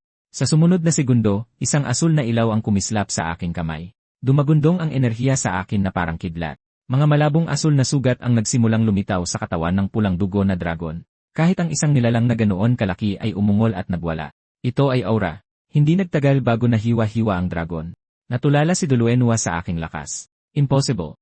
Isa ba siyang knight? Ano-ano ka ba talaga? Pinadala ka ba ng pamilya ng hari? Paano nila nalaman? Bago pa siya makatapos, naramdaman niya ang buong bigat ng aking presensya. Pagkatapos, isang malinis at tiyak na hiwa ng espada ang pumugot sa kanyang ulo. Ang totoo, isa akong community guard, miserable kang basura. Pero akala ko tapos na ang lahat, may mga bahid ng demonyong hininga na nagsimulang lumabas sa mga labi ni Dolanola. Isang malakas na spell formation ang sumabog mula mismo sa likuran ko. Nanigas ako. Isang bitag ng black magic, isa na gumagana lang kapag namatay. Isang marahas na madilim na lilang liwanag ang pumailan lang sa kalangitan. Agad kong hinila si Vivian para protektahan siya. Ang masamang balita, mukhang ito na talaga ang katapusan. Nang makitang nakalock na sa akin ang nilalang, hinawakan ko si Vivian at tumakbo. Dahil wala nang matatakbuhan, ang tanging nagawa ko ay ibaba siya. Nang bubunutin ko na sana ang aking espada para harapin ang nilalang, may isang boses na umalingaw-ngaw sa malayo. Isang napakalakas na puwersa ang bumangga sa nilalang at nagpatumba rito. Iyon ang banal na kabalyero, desperadong tinatawag ang pangalan ni Vivian. Dumating na rin ang Heresy Inquisitor. Sabay silang sumugod diretsyo sa umuungol na nilalang. Nagmasid ako mula sa likod ng isang puno. Nang makitang mukhang magigising na si Vivian, napagtanto ko na sa kasalukuyang sitwasyon, baka mapagkamalan pa akong kumidnap sa kanya. Wala akong pagpipilian kundi abutin siya at patulugin siyang muli. Medyo napalakas yata. Grabe naman. Mas mabuting pagtakpan ito. Nang maayos na ang lahat, tahimik akong umalis. Guard Captain, tapos na ang trabaho. Paalam. Nang matapos ng kabalyero at inquisitor ang nilalang, umaga na. Nanginig ang kabalyero at napaiyak. Mahal na ginang, nasaan ka? Doon nakita ng inquisitor ang anino ni Vivian sa mga puno. Mahal na ginang, ayos ka lang ba? Papatay na ba siya? Makalipas ang isang linggo, nabunyag na ang buong plano ng Black Mage, at bumalik ang search team sa inn na bagsak ang loob. Paano namin malalaman na isa siyang Black Mage? Sa anumang kaso, bumalik sa normal ang lahat. Ang Lord, na lumipad sa himpapawid na parang agila, ay himalang hindi nasaktan. Ligtas din ang kanyang anak na si Vivian. Higit pa roon, dahil sa gawa-gawa kong testimonya, naitala ang pagkamatay ni Goth bilang isang kabayanihang sakripisyo sa laban kontra sa demonyo. Dahil dito, nakatanggap ng death benefit ang kanyang pamilya. Labis na naantig ang mga miyembro ng squad. Napakalakas ng loob ni Goth na sugodin ang demonyo ng harapan. Gusto kong maging katulad niya. Tahimik kong itinaas ang aking baso para kay Goth. Doon nabanggit ni Kay na may darating na bagong recruit para pumalit sa pwesto ni Goth. Isang pamilyar na tao ang biglang pumasok sa pinto. Bagong miyembro ng 4th Squad, Outer City Guard, Dylan, nag-uulat para sa tungkulin. Bakit itong maliit na pasaway pa? Hindi ako makapaniwala na laging pinagtatagpo tayo ng tadhana, kuya. Madaldal pa rin siya gaya ng dati. Ay, nga pala, lahat. Minsan, pumatay ako ng libu-libong zombie sa isang gabi lang. Kung hindi dahil sa akin, kahit si Kuya Aaron, baka. Sinalubong siya ni Hana ng walang kabuhay-buhay. Heto ang beer mo na may kasamang extra. Dahil doon, nagmadaling pigilan siya ni Dylan. Miss Hana, iyon, pasensya na po talaga sa huling beses. Yung ganoong ugali ay parang tradisyon na ng mga mersenaryo, kahit ako minsan. Biglang humalakhak si Hana. Pagkatapos ay inabot niya ang ilalim ng counter, at naglabas ng isang crossbow. Sa pagpapatakbo nitong halos araw-araw akong nakikiharap sa mga basurang tulad mo. Pero kung susubukan mo ulit gumawa ng kalokohan, bubutasan ko mismo ang gitna ng noo mo. Hoy, Weasel! Tinawag ko si Dylan tapos inabutan ko siya ng espada. Simula ngayon, bahagi ka na ng Outer City Guard 4th Squad. Magtrabaho ka ng mabuti kundi tapos ka. Opo, sir. Ibibigay ko ang lahat ng aking makakaya. Hindi nagtagal, tinuturuan ko na si Dylan kung paano mag-inspeksyon ng mga taong pumapasok sa lungsod. Pinanood niya habang pinatumba ko sa isang suntok ang isang papasok na mamamayan, tapos nyugyog ko siya para magising. Hoy, ang pagtulog sa ganitong lugar ay magdudulot sa iyo ng stroke. Mag-ingat ka. Habang pinapanood akong gumalaw ng ganito sa trabaho, napanganga si Dylan. Ganito ba talaga tayo mag-inspeksyon ng mga taong pumapasok? Nagnanakaw lang tayo ng mga pilak na barya sa kutsero at ginagamit na dahilan ang pagsuri sa demonyong pagsapi para suntukin ang sinumang gusto natin. Ito ang trabaho. Talagang hindi ka panipaniwala ito. Makinig ka. Huwag mo nang gawing komplikado. Mag-abot ka lang ng 2 pilak na barya at makakapasok ka na sa lungsod. Nang makita ang kanyang ginagawa, kinailangan kong aminin. Isinilang na manginikil ang taong to. Sa ganitong paraan, dadaloy lang ang mga pilak na barya sa bulsa ko kahit wala akong gawin. Mukhang gumaganda ang sitwasyon. Tapos may boses ng isang sundalo na umalingaw-ngaw. Tanga, nakikita mo ang sagisag ng finero sa karwaheng ito at iniisip mo pa rin pwede mo kaming kakapan. Wala akong pakialam dyan. Ngayon, ibigay mo ang pila. Agad kong sinipa si Dylan sa gilid. Baguhan yan. Walang alam. Paumanhin po, Ginoo. Pero nang tingnan ko talaga ang karwahe, walang maharlika sa loob, mga sundalo lang. Agad kong binago ang aking ekspresyon, nagpakita ng isang seryoso at di matitinag na anyo. Dahil sa mga kamakailang insidente, inutusan kami ng aming Lord na magsagawa ng masusing inspeksyon sa bawat bisitang pumapasok sa tarangkahan ng lungsod. Ang inasal mo kanina ay katumbas ng pag-insulto sa Lord ng Cassidy City, isang karaniwang sundalo na tinatawag ang aming Lord na tanga. Baka mahirapan ang berdugo sa dami ng trabaho. Nagulat ang sundalo sa bilis ng pagbabago ng aming ugali. Sa huli, tahimik niyang ibinigay ang mga barya. Pakiusap, huwag mo sanang mamasamain. Hindi iyon ang ibig kong sabihin. Bahagya akong napangiti. Pagkatapos, bilang panghuli, walang awa ko siyang sinuntok sa ulo. Ayon sa espesyal na utos ng Lord, ganito namin sinusuri ang mga bisita kung sinasapian ng demonyo. Good luck sa inyong lahat. Ang sundalong nakatanggap nito ay halos mapaiyak na. Lintik na 2 tarantadong iyon. Nagbago ang eksena. Muli kong natagpuan ang sarili ko sa katedral ng araw. Wala akong ideya kung tungkol saan ito sa pagkakataong ito. Dahil sa bagay na ito na naninirahan sa loob ko, ang huling lugar na gusto kong puntahan ay ang simbahan na ito. Posible kayang nalaman na nila? Habang unti-unting pumapasok ang kaba, halos mapatalon ako sa gulat sa anino ng inquisitor. Aaron, nandito ka na pala. Puro ngiti ang mukha ng pari. Aaron, narinig ko na ang lahat. Kaya nakipaglaban ka talaga sa isang demonyo, ano? Malinaw na nakita ng inquisitor ang lahat. Sinabi niyang iniligtas mo ang dalaga mula sa hawak ng isang higante, kahit delikado ito sayo. Isang ordinaryong kapitan ng gwardiya na lumaban sa isang demonyo. Nakahina ako ng maluwag. Mabuti, hindi niya ako nakitang gumagamit ng kapangyarihan ng demonyo. Nagpatuloy ang pari, ang iyong katapangan ay karapat-dapat parangalan. Naghanda ako ng regalo bilang pasasalamat. Mula sa araw na ito, ikaw ay isang honorary friar. Sa loob-loob ko, hindi ako gaanong humanga. Bumulong sa sarili, tulad ng dati, mas gugustuhin kong bayaran ng pera. Pagkatapos ay iminungkahi ng high priest na ilibot ko ang inquisitor sa lungsod ng Cassidy. Nabanggit niyang gusto niyang makita ang lungsod. Pasensya na sa abala. Nanggagalaiti ako sa loob. Kaya pala gusto niya lang ng utusan at tinawag pa ako dito para lang doon.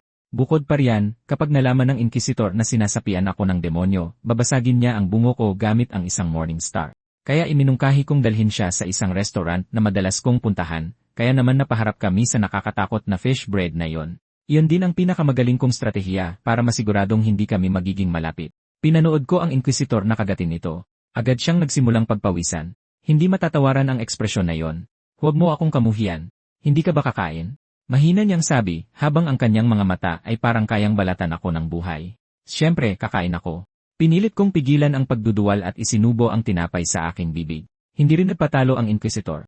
Sa wakas, natapos na. Pareho kaming napaupo sa aming mga upuan, pagod na pagod. Magaling, inquisitor. Pumasok ang may-ari. Tapos na.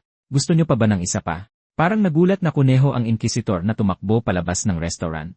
Nang magsimula akong magyabang, isang bagong plato ng fish bread ang inilagay sa harap ko.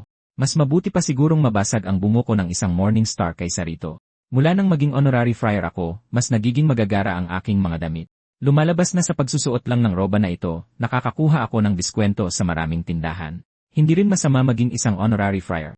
Kapitan, nagpadala ang pamilyang Finero ng mga sundalo na makakatrabaho natin. Hiniling ng Lord na makisama tayo sa kanila. Magkakaroon ng parusa sa anumang alitan. Bago pa matapos ang pangungusap, isang nakakatakot na figura na ang sumusugod sa akin. Iyon ang parehong sundalo na sinuntok ko hindi pa katagalan. Wala kang kwentang gwardiya, tamang-tama ang dating mo. Akala mo ba talaga malulusutan mo ako sa biglaang pagsuntok sa batok ko gamit ang katawa-tawang palusot na yon? Nagpanik ang mga gwardiya sa paligid ko. Kapitan, bilang isang honorary friar, hindi ka pwedeng gumawa ng eksena dahil sa ganitong bagay. Lalong lumakas ang loob ng sundalo dahil doon. Tumatakbo sa takot kapag may lumaban na. Dapat alam ng isang hamak na unit ng gwardiya kung saan sila lulugar. Ang mga salitang iyon ang nagtulak sa akin sa sukdulan. Sa sumunod na segundo, lumipad na siya sa kabilang dulo ng silid. Hindi ito alitan. Ito ay isang panig na karahasan. Matagal-tagal bago. Dahan-dahang nagkamalay ang kapitan ng sundalo. Pagkatapos ng bugbog, mas naging mahinahon na siya. Nawalan ba ako ng malay? Ibang klase talaga ang lalaking yon. Hindi siya nababagay na manatili bilang isang kapitan ng gwardiya. Ang isang taong may ganoong antas ay maaaring magsilbi bilang pribadong gwardiya ng isang maharlika. Kaya hindi sa mahina ako, sadyang napakalakas niya lang. Nagbago ang eksena. Bumalik ako sa tarangkahan ng lungsod para magsagawa ng mga regular na inspeksyon. Bigla kong sinuntok sa batok ang isang paparating na tao. Ang mga sundalo ng Finero na nanonood ay mukhang tuliro. Anong ginagawa niya? Ngunit pagkatapos ay isang lilang aura ang sumabog mula sa katawan ng tao. Paano naglakas loob ang isang hamak na tao na suntukin ang isang demonyo sa batok? Hindi makapaniwalang nakatingin ang dalawang sundalo. Hindi ako makapaniwalang gumagana pala talaga ang paraang iyon. Maaari mo palang matukoy ang mga demonyo sa ganoong paraan. Ako mismo ay natulala. Sa totoo lang, ginagawa ko lang iyon para sa katuwaan. Hindi nagtagal, binugbog ko. Ang hamak na demonyo ng husto. Ngunit ang dalas ng paglitaw ng mga demonyo ay nagsimulang magdulot ng tunay na kaguluhan sa lungsod ng Cassidy. At sa mismong araw na yon, nagtipon ang pinakamalalakas na mandirigma sa lungsod ng Cassidy. Ang kahabag-habag na pag-ungol ng demonyo ay sapat na para makaramdam ako ng kaunting awa. Lahat para lang sa malamig na beer sa mundong medieval na to. Kinupop ko ang isang batang mage para lang gumawa ng yelo. Pero kung iisipin, parang sayang naman kung gagamitin lang si Kana bilang ref. Mas mabuting pag-isipan kung paano matutulungan ang bata na mag-level up. Samantala, isang karwahe ang papalapit sa Cassidy City, at ang kutsero ay mukhang hindi mapakali. Siya at ang kanyang mga pasahero ay pinipilit ng mga taong nasa loob ng karwahe. Inutusan silang pumasok sa lungsod at hanapin ang target na tinukoy ng kanilang boss. Ang gusto lang ng kutsero ay ihatid ang mga buhay na bangungot na ito at umalis sa lalong madaling panahon.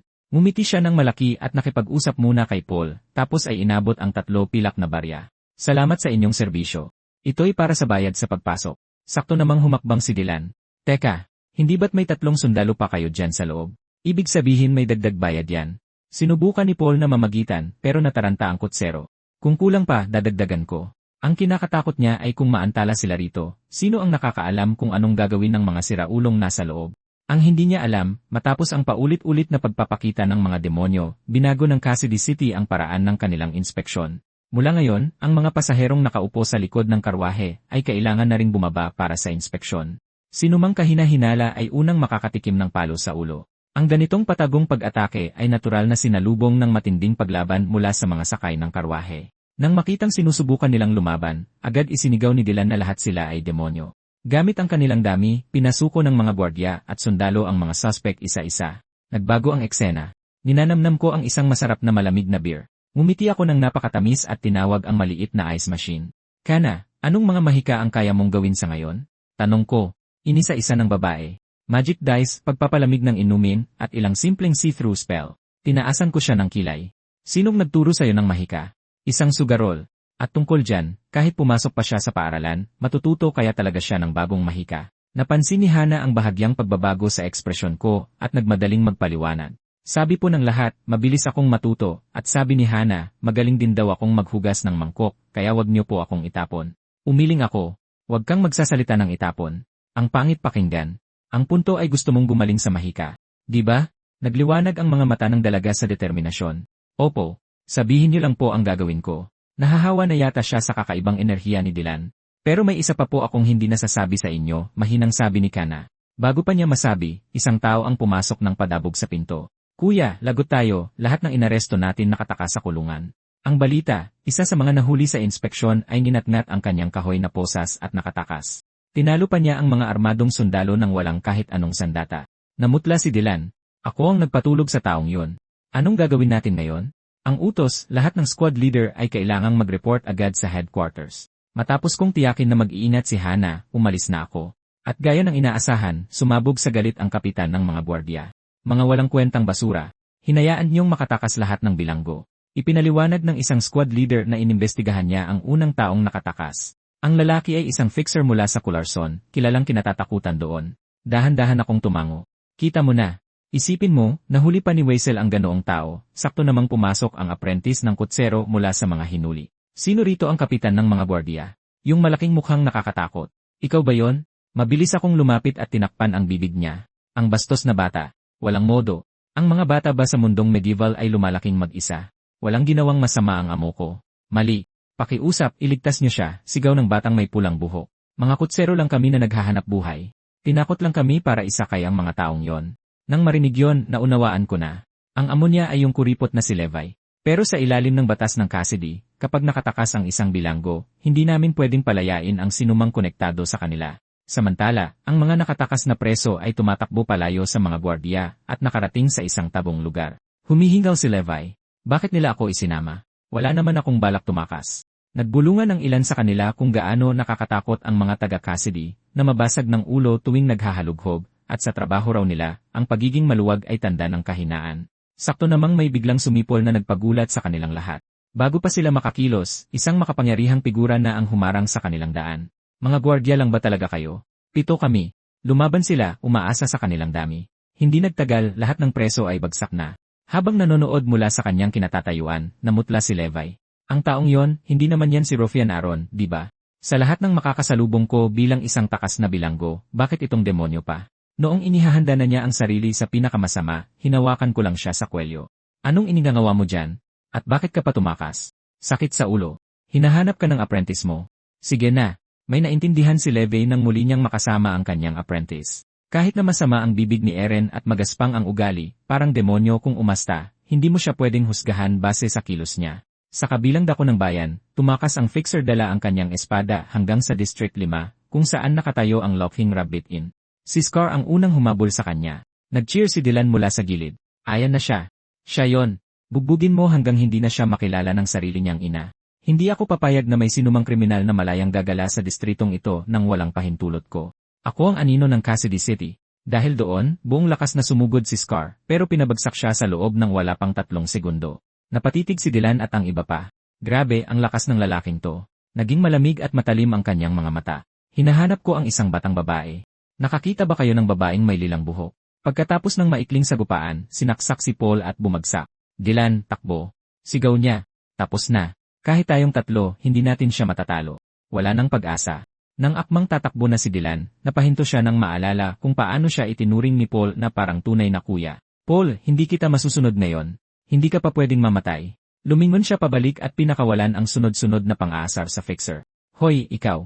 Nakalimutan mo na ba noong binugbog kita hanggang sa halos maluwa mo na ang mga ngipin mo? Lahat ng mga alipores mo, tostado na ngayon. Wala kang kwentang lampa, isang tama lang bagsak ka na. Umepekto ng husto ang pang-aasar. Humarap ang fixer at itinarak ang kanyang espada kay Dylan. Nakahandusay si Dylan na walang pag-asa. Buwisit, sa lahat ng pagkakataon, nasaan na yung lokong yon? Lagi siyang sumusulpot para inisin ako kapag hindi ko kailangan. Aaron, gago ka. Bakit? Bakit ka nawawala sa oras na kailangan kita? Isang kamaw ang biglang sumulpot at bumayo sa mukha ng fixer. Sa lakas nito, napatalsik siya ng ilang hakbang paatras. Kuya, napahagulgol si Dylan. Weasel, narinig ko lahat ng sinabi mo. Agad na nagpatay-patayan si Dylan. Galit na galit ang fixer. Naghahanap ba kayo ng kamatayan? Suminghal ako. So ikaw pala yung mahinang tuhod na pinatumba ng lokong to. Kahit natalo ka, hindi mo kailangang magmukhang kaawa-awa ng ganyan. May mga tatal pa nga ng kahoy doon oh. Sinamantala ko ang pagka-distract niya at inatak ko siya. Habang buong lakas siyang sumasangga, sinipa ko siya ng diretsyo sa dibdib, sa kakinwelyuhan at ibinalibag. Kahit pagkatapos nun, nakabagsak pa rin siya ng nakatayo. Para sa isang kasing husay mo, paano ka napatumba ng Weasel na yan? Bakit ka pa napunta sa ganitong lugar? Hindi mo naman siguro iniisip na maging magsasaka, no? Walang lupang sakahan dito. May hinahanap ako, sabi ng fixer. Maikling lilang buhok, batang babae, nakita mo ba siya? Doon ko na naintindihan ang lahat. Ang mga siga na kasama niya noon ay galing din sa Kularson. Magpadala ng fixer dito para lang sa isang hamak na munting mage, nang mabasa ang reaksyon ko, lalong nag-alab ang galit ng fixer. Kung gayon, kilala mo siya. Dalhin mo ako sa kanya, kundi ay bago pa siya makatapos, itinarak ni Dylan ang kanyang espada sa puso ng fixer. Walang hiya kang gago. Akala mo ba talaga magagalaw mo yung batang may lilang buhok? Ikaw na naman, papatayin kita. Pero masyadong malubha ang sugat ng fixer. Hindi na siya makatayo muli. Kinabukasan, ipinagmalaki ni Dylan ang kanyang mga benda habang nagyayabang tungkol sa kanyang kabayanihan. Nakita ko ang pagkakataon at itinarak ko ang espada ko diretsyo sa dibdib ng lalaking yon, bumulwak ang dugo kung saan-saan. Noon ko itinulak ang pinto para tingnan ang mga sugatan, at nagdala ako ng napaka-espesyal na fish bread. Ubusin mo lahat yan para sa akin, mahinang bulong ni Scar. 3 ang binili mo. Nag-aayuno ako. Hindi makakain. Kapitan, mayroon ka na rin. Maya-maya, sinubukan ni Dylan na kausapin si Kana. Binibini, napakaganda mo talaga. Hindi siya pinansin ng babae. Habang may isang baso ng malamig na beer sa harap ko, tinanong ko ang babae kung mayroon siyang mga pangarap. Kung ano ang gusto niyang maging, kung ano ang gusto niyang gawin, tulad ng pagiging kabalyero o isang maharlika. Mukhang medyo tuliro si Kana, pero nagbigay siya ng isang matatag na sagot. Gusto kong manatiling buhay. Napangiti ako doon. Mabuti. Kung gayon, gagawin ko ang parte ko. Kaya gawin mo rin ang sayo. Paglipas ng ilang panahon, bumili ako ng magic potion. 70 silver coins daw, sabi ng nagbebenta. Bibili ka ba o hindi? Kung hindi, umalis ka. Huwag mong sayangin ang oras ko. Sa init ng ulo ko, muntik ko nang masuntok ang monghe noon din. Sa kabutihang palad, may isa pang monghe na namagitan para ayusin ang sitwasyon. Siya ang honorary friar na personal na hiniling ni na high-priced Brian at ng Heresy Inquisitor. Sa huli, nakuha ko ang potion sa halagang 50 silver coins. Talagang isang mapagpalang negosyo. Brother Irons, malaki ang pasasalamat ko. Salamat sa'yo, nakamura ako. Ipinaliwanag ni Brother Irons na darating ang abot sa Cassidy City, kaya lahat ay nagmamadali at mainit ang ulo. Pinanood ko siyang maglakad palayo pagkatapos at hindi ko maiwasang isipin, may mga normal na tao rin pala rito. Ang akala ko ay sina high-priced Brian at ang Inquisitor lang. Speaking of the devil, naroon mismo ang Inquisitor na kumakain ng isang pirasong tinapay. Napansin niya ako, dahan-dahang tumayo, at inalok ako ng isang pirasong tinapay na may lubos na sinserong mga mata. Pagkatapos noon, tahimik siyang naglakad palayo. Kahit paano mo siya tingnan, hindi masyadong normal ang babaeng iyon. Pagkatapos ng insidente sa fixer, sumabog sa galit ang mahistrado. Sa susunod na buong buwan, walang sinuman ang magkakaroon ng day off. Lahat ay mukhang lugmok. Hindi iyan makatarungan. May hangganan ang pagpaparusa sa iyong mga tauhan. Pagkatapos ay biglang lumingon sa akin ang mahistrado. Aaron, hinahanap ka ni Norpo. Oh, Aaron, nandito ka na pala. Ang ngiti ng aking superior ay hindi natural na nagniningning. Ngayon, makinig kang mabuti. Itong bagay na ito ay kilala bilang pinto. Kung bubuksan mo ito, makakapasok ka sa espasyong ginagamit ng lahat. At ang paraan para buksan ito ay napakasimple, ikutin mo lang ang doorknob. Mahina kung sinabi na alam na yon ng lahat. Sinasabi mong alam mo, kaya bakit mo laging sinisira ang pader sa halip na buksan ang pinto? May ideya ka ba kung gaano karaming pader na ang sinira mo? Nakakatawa ba sa tingin mo? Well, wala akong gaanong pagpipilian sa karamihan ng mga pagkakataong iyon. Anuman, ang gasto sa pagkumpuni para sa lahat ng pinsalang iyon sa pader ay ibabawas sa iyong bonus. Mula sa lahat ng bonus na nakuha mo kamakailan, ito ang natira matapos ang mga bawas. Nang makita ang mga barya sa aking kamay, hindi ako nag-atubili. Inihagis ko ang mga ito diretsyo kay Norpo. Tip yan. Bumili ka ng maganda para sa sarili mo at uminom ka ng beer. Ang pagkakakulong sa opisinang ito ay magpapabaliw sa iyo. At sa pagkakataong ito, hindi ko sinira ang pinto. Noong hapong iyon, lumabas ako para magpatrolya gaya ng dati. Hindi ito kasing aliw ng mga inspeksyon sa tarangkahan kung saan maaari kaming legal na mangolekta ng pera.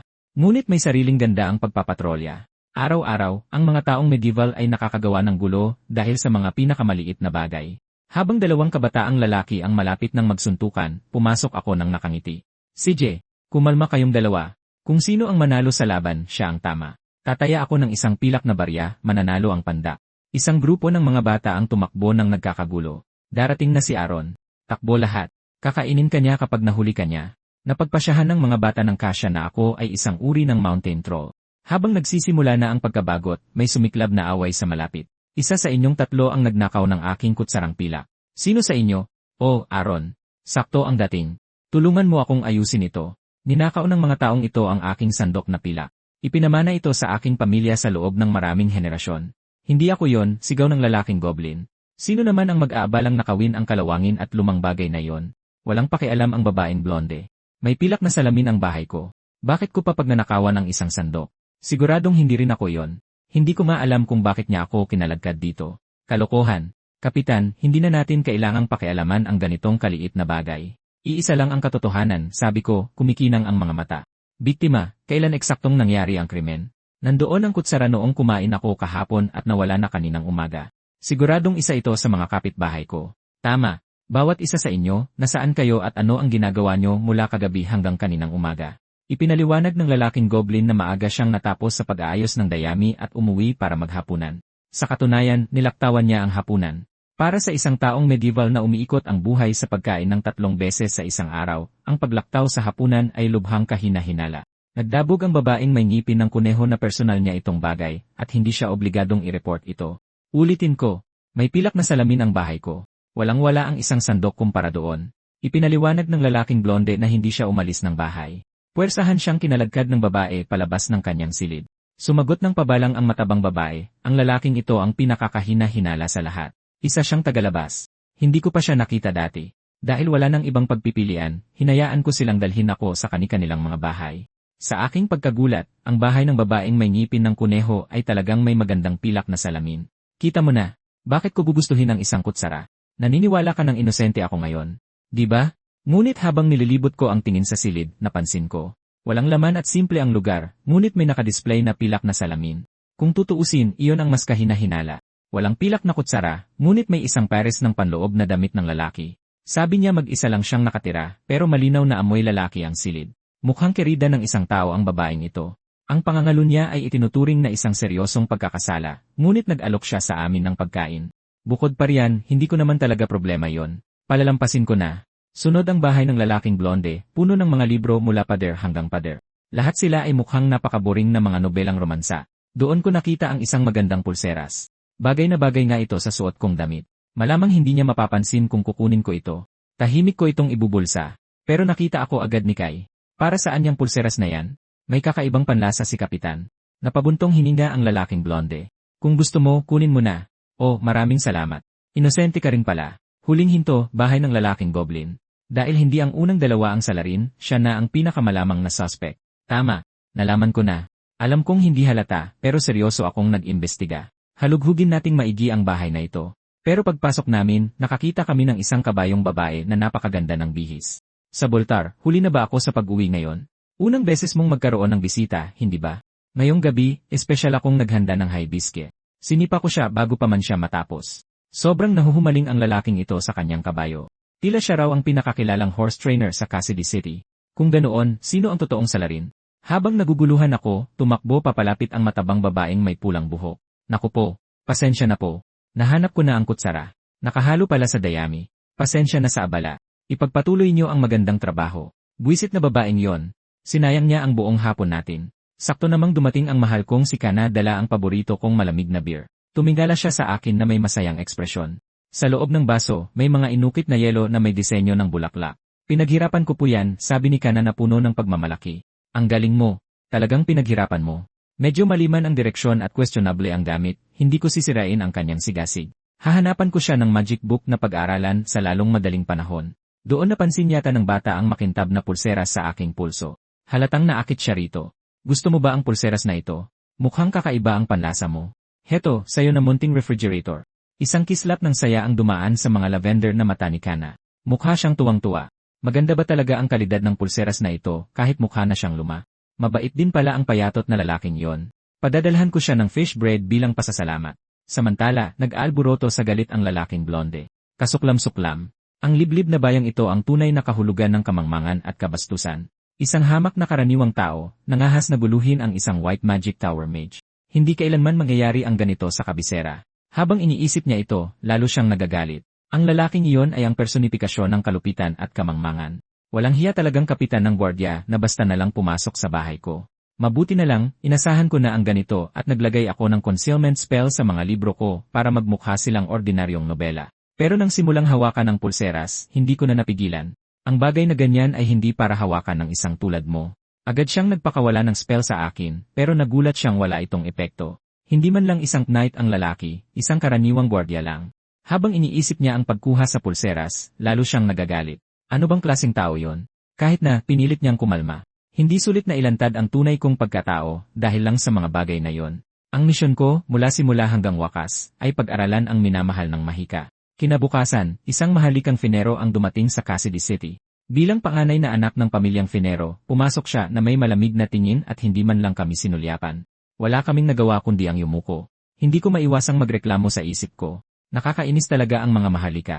Isang pangalawang karwahe ang nagdala ng isang tao mula sa Cularson. Nagpakilala ang binatang lalaki bilang isang third-tier administrator mula sa Cularson na nagngangalang Shuni. Sinabi niyang nandito siya para kunin ang isang wanted na kriminal. Ang may-ari ng karwahe sa likod niya ay mukha ring may mataas na katungkulan. May dala siyang kalmadong otoridad.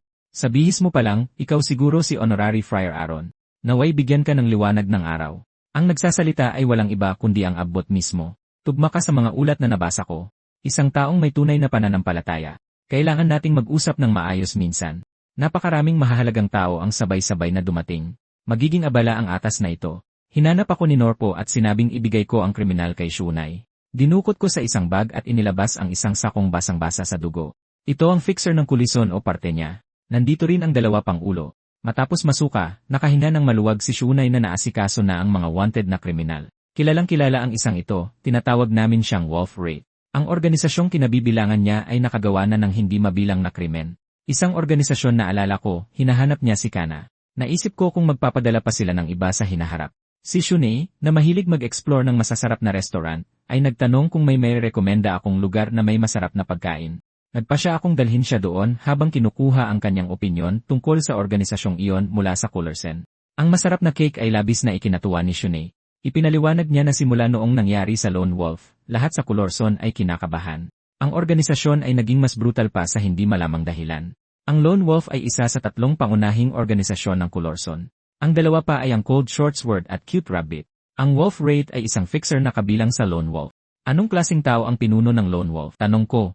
Isang lalaking nagngangalang Philip, anak daw ng kerida ng isang maharlika, ipinatapon matapos mabigong lasunin ang tunay na tagapagmana. Pero ang pinaka-nakakatakot sa kanya ay ang pagiging mapag-angkin niya. Isang araw, isang miyembro ng Cold Shortsword ang kumain sa isang restaurant na pag-aari ni Philip at, bilang biro, kinuha ang isang murang pandekorasyon na maikling espada na nakadisplay. Hindi ito itinuring ni Philip na biro. Ginawa niya ang lahat para mabawi ang espadang iyon. Tulad ng isang tunay na lobo, kapag kinagat na niya ang kanyang biktima, hindi niya ito bibitawan hanggang sa huminto ito sa paghinga. Iyon ang nagsabi sa akin na marahil ay itinuturing niyang pag-aari niya ang munting predator, pero hindi niya alam na kung mali ang kakagatin niya, lahat ng ngipin sa bibig niya ay mabubunot. Mukhang kailangan kong personal na pumunta sa lungsod. Kaya nakisabay ako kay Norpo, na papuntang Cularson para magbenta ng mga dalandan. Matagal nang sanay si Norpo sa mga kakaibang ideya ko. Sa paglipas ng mga taon, marami na akong naipong merito, pero kontento na ako sa maliit na papel bilang pinuno ng iskwad ng mga gwardiya. Para sa kanya, hindi na kailangan ng masusing pagsusuri sa mga dahilan ko, dahil ang tanging mahalaga sa kanya ay manatili sina Rofai at Aaron sa Cassidy City, at kaya umalis na ang karwahe patungong Culorson. Kung ikukumpara sa katahimikan ng Cassidy City, walang kapantay ang kasiglahan ng Culorson. Iminungkahi ni Norpo na samantalahin ko ang pagkakataon para libutin ang malaking lungsod, pero paulit-ulit niya akong binalaan na huwag gumawa ng gulo at gamitin ang pintuan sa harap kapag papasok at lalabas. Ang hindi niya alam ay balak kong patayin ang pinuno ng Lone Wolf ngayong gabi. Tulala lang si Xwenay. Akala niya nagbibiro ako. Sige, gawin mo ang gusto mo. Sige, patayin mo na siya. Sa totoo lang, matagal na akong sawang-sawa sa lalaking iyon. Kaya sa mungkahi ko, dinala muna ako ni Xunay para tingnan ang taguan ng Cute Rabbit. Malayong malayo ang organisasyon sa pangalan nito, isang guild na umaasa lamang sa purong lakas. Pagkatapos ay dumaan kami sa tavern na pinapatakbo ng Cold Shortsword. Mainit din ang pagtanggap kay Xwenay doon. Hanggang sa puntong iyon, akala pa rin ni Xwenay na nagbibiro ako. Sa sumunod na segundo, pinapunta ko siya sa base ng Lone Wolf. Teka, ang kasino sa unahan ay ang taguan ng Lone Wolf. Mas mapanganib iyon kaysa sa kahit saang napuntahan natin ngayon. Hindi ko mapigilang tumawa. Kung gusto mong mahuli ang pinuno ng isang grupo, hindi ba't dapat simulan mo sa pagwasak sa pugad? Doon lang napagtanto ni Xwenay na hindi ako nagbibiro kahit isang sandali noong hapong iyon. Huwag mo akong idamay dito. Di nagtagal, nagkagulo ang Culorson dahil binayaran ko ang Cold Shortsword at Cute Rabbit para magsimula ng gulo. Pero gaano man kalakas ang kaguluhan, isang malaking lalaki ang nakatayong walang kagalaw-galaw sa pasukan ng kasino. Ang pangalan niya ay Kairin, ang tagabantay ng pinto ng Lone Wolf. Pinanood niya ang kaguluhan sa labas, na parang pagsiklab ng gyera, nang walang anumang reaksyon. Kahit pa sumiklab ang digmaan, ang trabaho niya ay manatili lang dito, dahil siya ang tagabantay ng pinto ng Lone Wolf. Nilapitan ko siya na may kaswal ng ngiti. Kamusta ang gabi mo? Mahusay ang trabaho mo. Pinapanood ko ang lungsod. Marami nang nangyayari pero hindi ka man lang gumalaw. Hindi nagbago ang ekspresyon ni Kairin. Inakala niyang lasing ako dahil ang trabaho ko ay tumayo dito. Hindi ko mapigilang asarin siya. Ang ibang organisasyon ay walang pinabantay sa kanilang mga pinto. Mukhang duwag din pala ang boss ng Lone Wolf, takot mamatay, ano? Ingatan mo ang bibig mo. Wala pa akong nakilalang kasing lupit niya at hindi siya mamamatay. Mayroon siyang sandatang mahika. Kahit sino, hindi mahalaga kung sino, ay matutupok sa isang iglap. Pero mas nakakatakot pa roon ay ang kabalyerong nagbabantay sa kanya.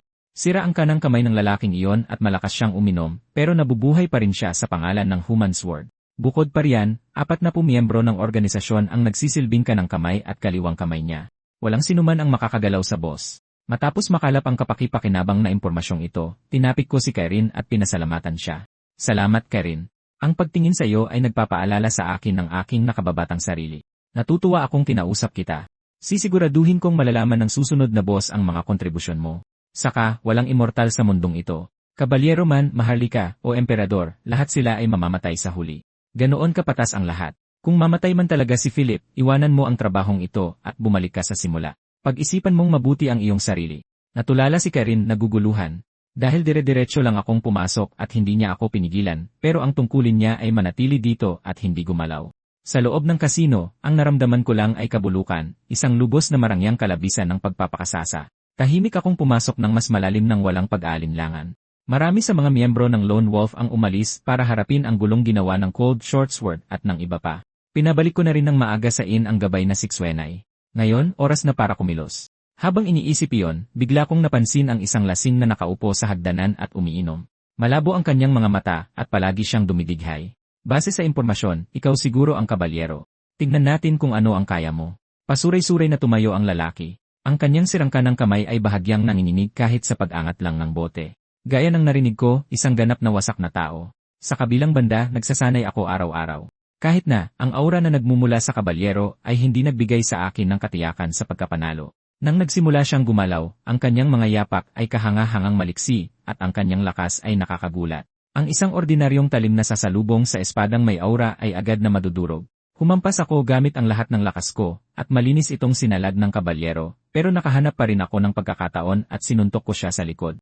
Kapag dalawang mandirigma ay magkapantay sa lakas, ang resulta ay nakasalalay sa pinakamaliit na bentahe, isang kabalyerong napahiya. Laban sa isang kapitan ng gwardya na nagsasanay araw-araw, iisa lang ang kahihinatnan, isang maling galaw, at ang kanyang ulo ay kinuha ng aking talim. Ang aking espada ay nagtamo ng malaking pinsala mula sa palitan sa kanyang bakal na may kargang aura.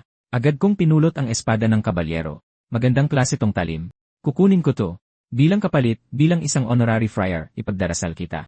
Samantala, pabalik sa inn, dahan-dahang nagising si Norpo dahil sa papalakas na ingay sa labas. Hay nako, ganito ba talaga kaingay sa isang malaking syudad? Hindi ako makatulog. Itinulak niya ang pinto at nakitang naging dagat ng apoy ang mga kalye. Isang grupo ng mga tao ang nag-aaway sa gitna ng kaguluhan. Binigyan siya ng masamang kutob ng tanawin. Bakit bigla kong naiisip si Erin? Hindi. Imposible yan.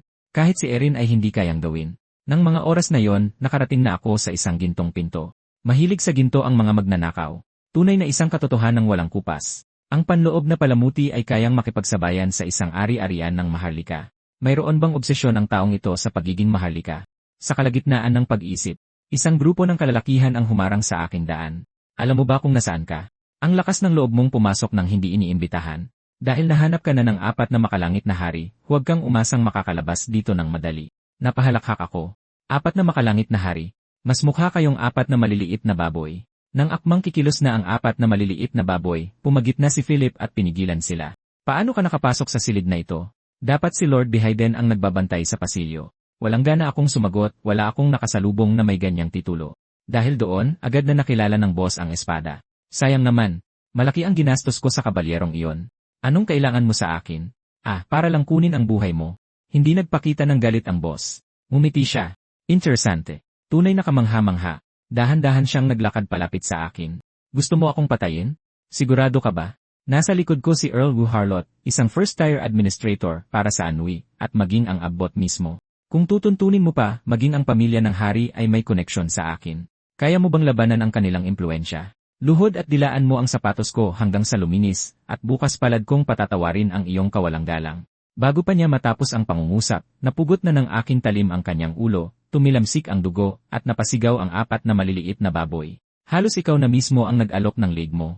Akala mo ba talaga tatalab sa akin ang ganyang klaseng banta? Sayang ka. Matagal na akong pinaghahanap ng mga mas nakakatakot na tao. Biglang sumiklab ang apoy sa harap ng aking mga mata. Ito pala ang mahiwagang sandata na binanggit ni Karin. Kung sa bagay, hindi naman siya basta-basta sumugod ng walang plano. Humarap kayo, 4 na haring baboy. Magsisimula na ngayon ang opisyal na job interview para sa bagong boss ng Lone Wolf. Sabihin niyo ang inyong mga kwalifikasyon. Ang mga hindi mapipili ay isasama sa siga. Nagsimulang magtalo-talo ang 4. Ipinagmalaki ng isa na nakapugot na siya ng daan-daang ulo. Sinabi naman ng isa na eksperto siya sa kidnapping. Tapos bigla na lang, isa sa kanila ang sumaksak sa likod ng kasama ng walang babala. Nakuha ng kalupitan sa kanyang mga mata ang atensyon ko. Ang pangalan ko ay Dante. Karamihan sa mga aktwal na operasyon ng Lone Wolf ay dumadaan sa akin. Ibigay mo sa akin ang posisyon ng boss. Kinabukasan, nagpupulong ang mga administrator para bilangin ang mga pinsala mula sa sagupaan ng mga organisasyon kagabi. Pumasok si Shunay sa kalagitnaan ng pulong dala ang isang kahon ng regalo. Hindi natuwa ang mga nakatataas. Isa siyang karaniwang tao, at huli pa siya. Pinagtawanan siya ng kanyang mga kasamahan dahil mukha siyang tanga, lalo na sa dala niyang kahon. Pero ang laman ng kahon ay nagpalaglag sa panga ng lahat sa silid. Nasa loob ang mga ulo ni Philip at iba pang miyembro ng Lone Wolf, walang duda. Hindi na kailangang hanapin si Philip. Narito mismo si Philip. Kagabi, tinanong ako ni Dante kung ano ang dapat mangyari sa Lone Wolf mula ngayon. Ikaw na ang bahala. Basta't walang hahanap sa maliit na predator, nagawa ko na ang ipinunta ko rito. At alagaan mo ang third-tier administrator na si Shunay. Ganoon din para sa tagabantay ng tarangkahan, si Kairen. Ngayon, bumuo ka ng isang bagay na karapat-dapat buuin. Bagong boss. Natigilan si Dante. Pagkatapos, kapag nakabalik ka na, regular akong mag-uulat sa iyo at magsasama ng ilang pirasong pilak sa bawat ulat. Pauwi, tinanong ako ni Norpo kung gumawa ba ako ng gulo sa Kularson. Para saan ang lahat ng baluting yon? Habang kami ay nag-uusap at nagtatawanan, may tila nakatitig sa aming karwahe mula sa unahan. Tumagos ang mga palasong may dulo ng bato sa mga pader ng karwahe. Mukhang tinambangan tayo. Napakasama ng pagkakagawa ng mga palasong ito na kahit mga mersenaryo ay mahihiyang gamitin ang mga ito. Mga goblin lang ang gagamit ng ganitong klaseng bala. Sa pagtingin sa paligid, tinataya kong nasa 20 sila, malamang may malapit na nayon ng mga goblin. Walang pag-aalinlangan, binunot ko ang aking espada at sinugod sila, pero may mali. Sa mga normal na goblin, kapag napatumba mo na ang 6 sa kanila, susuko na ang iba at magsisitakbuhan. Mas agresibo ang mga ito. Hindi nagtagal at naubos ang lahat ng goblin sa paningin ko. Pagtingin ko sa itim na dugo sa aking talim, napagtanto kong may nagmamanipula sa mga nilalang na ito. Ito ay malinaw na bakas ng itim na mahika. Dahil nakapasok na dati ang isang black mage sa Cassidy City, nagpa siya kaming dumiretso na pabalik sa Cassidy. Malalaman natin kung ano ang nangyayari pagdating natin doon.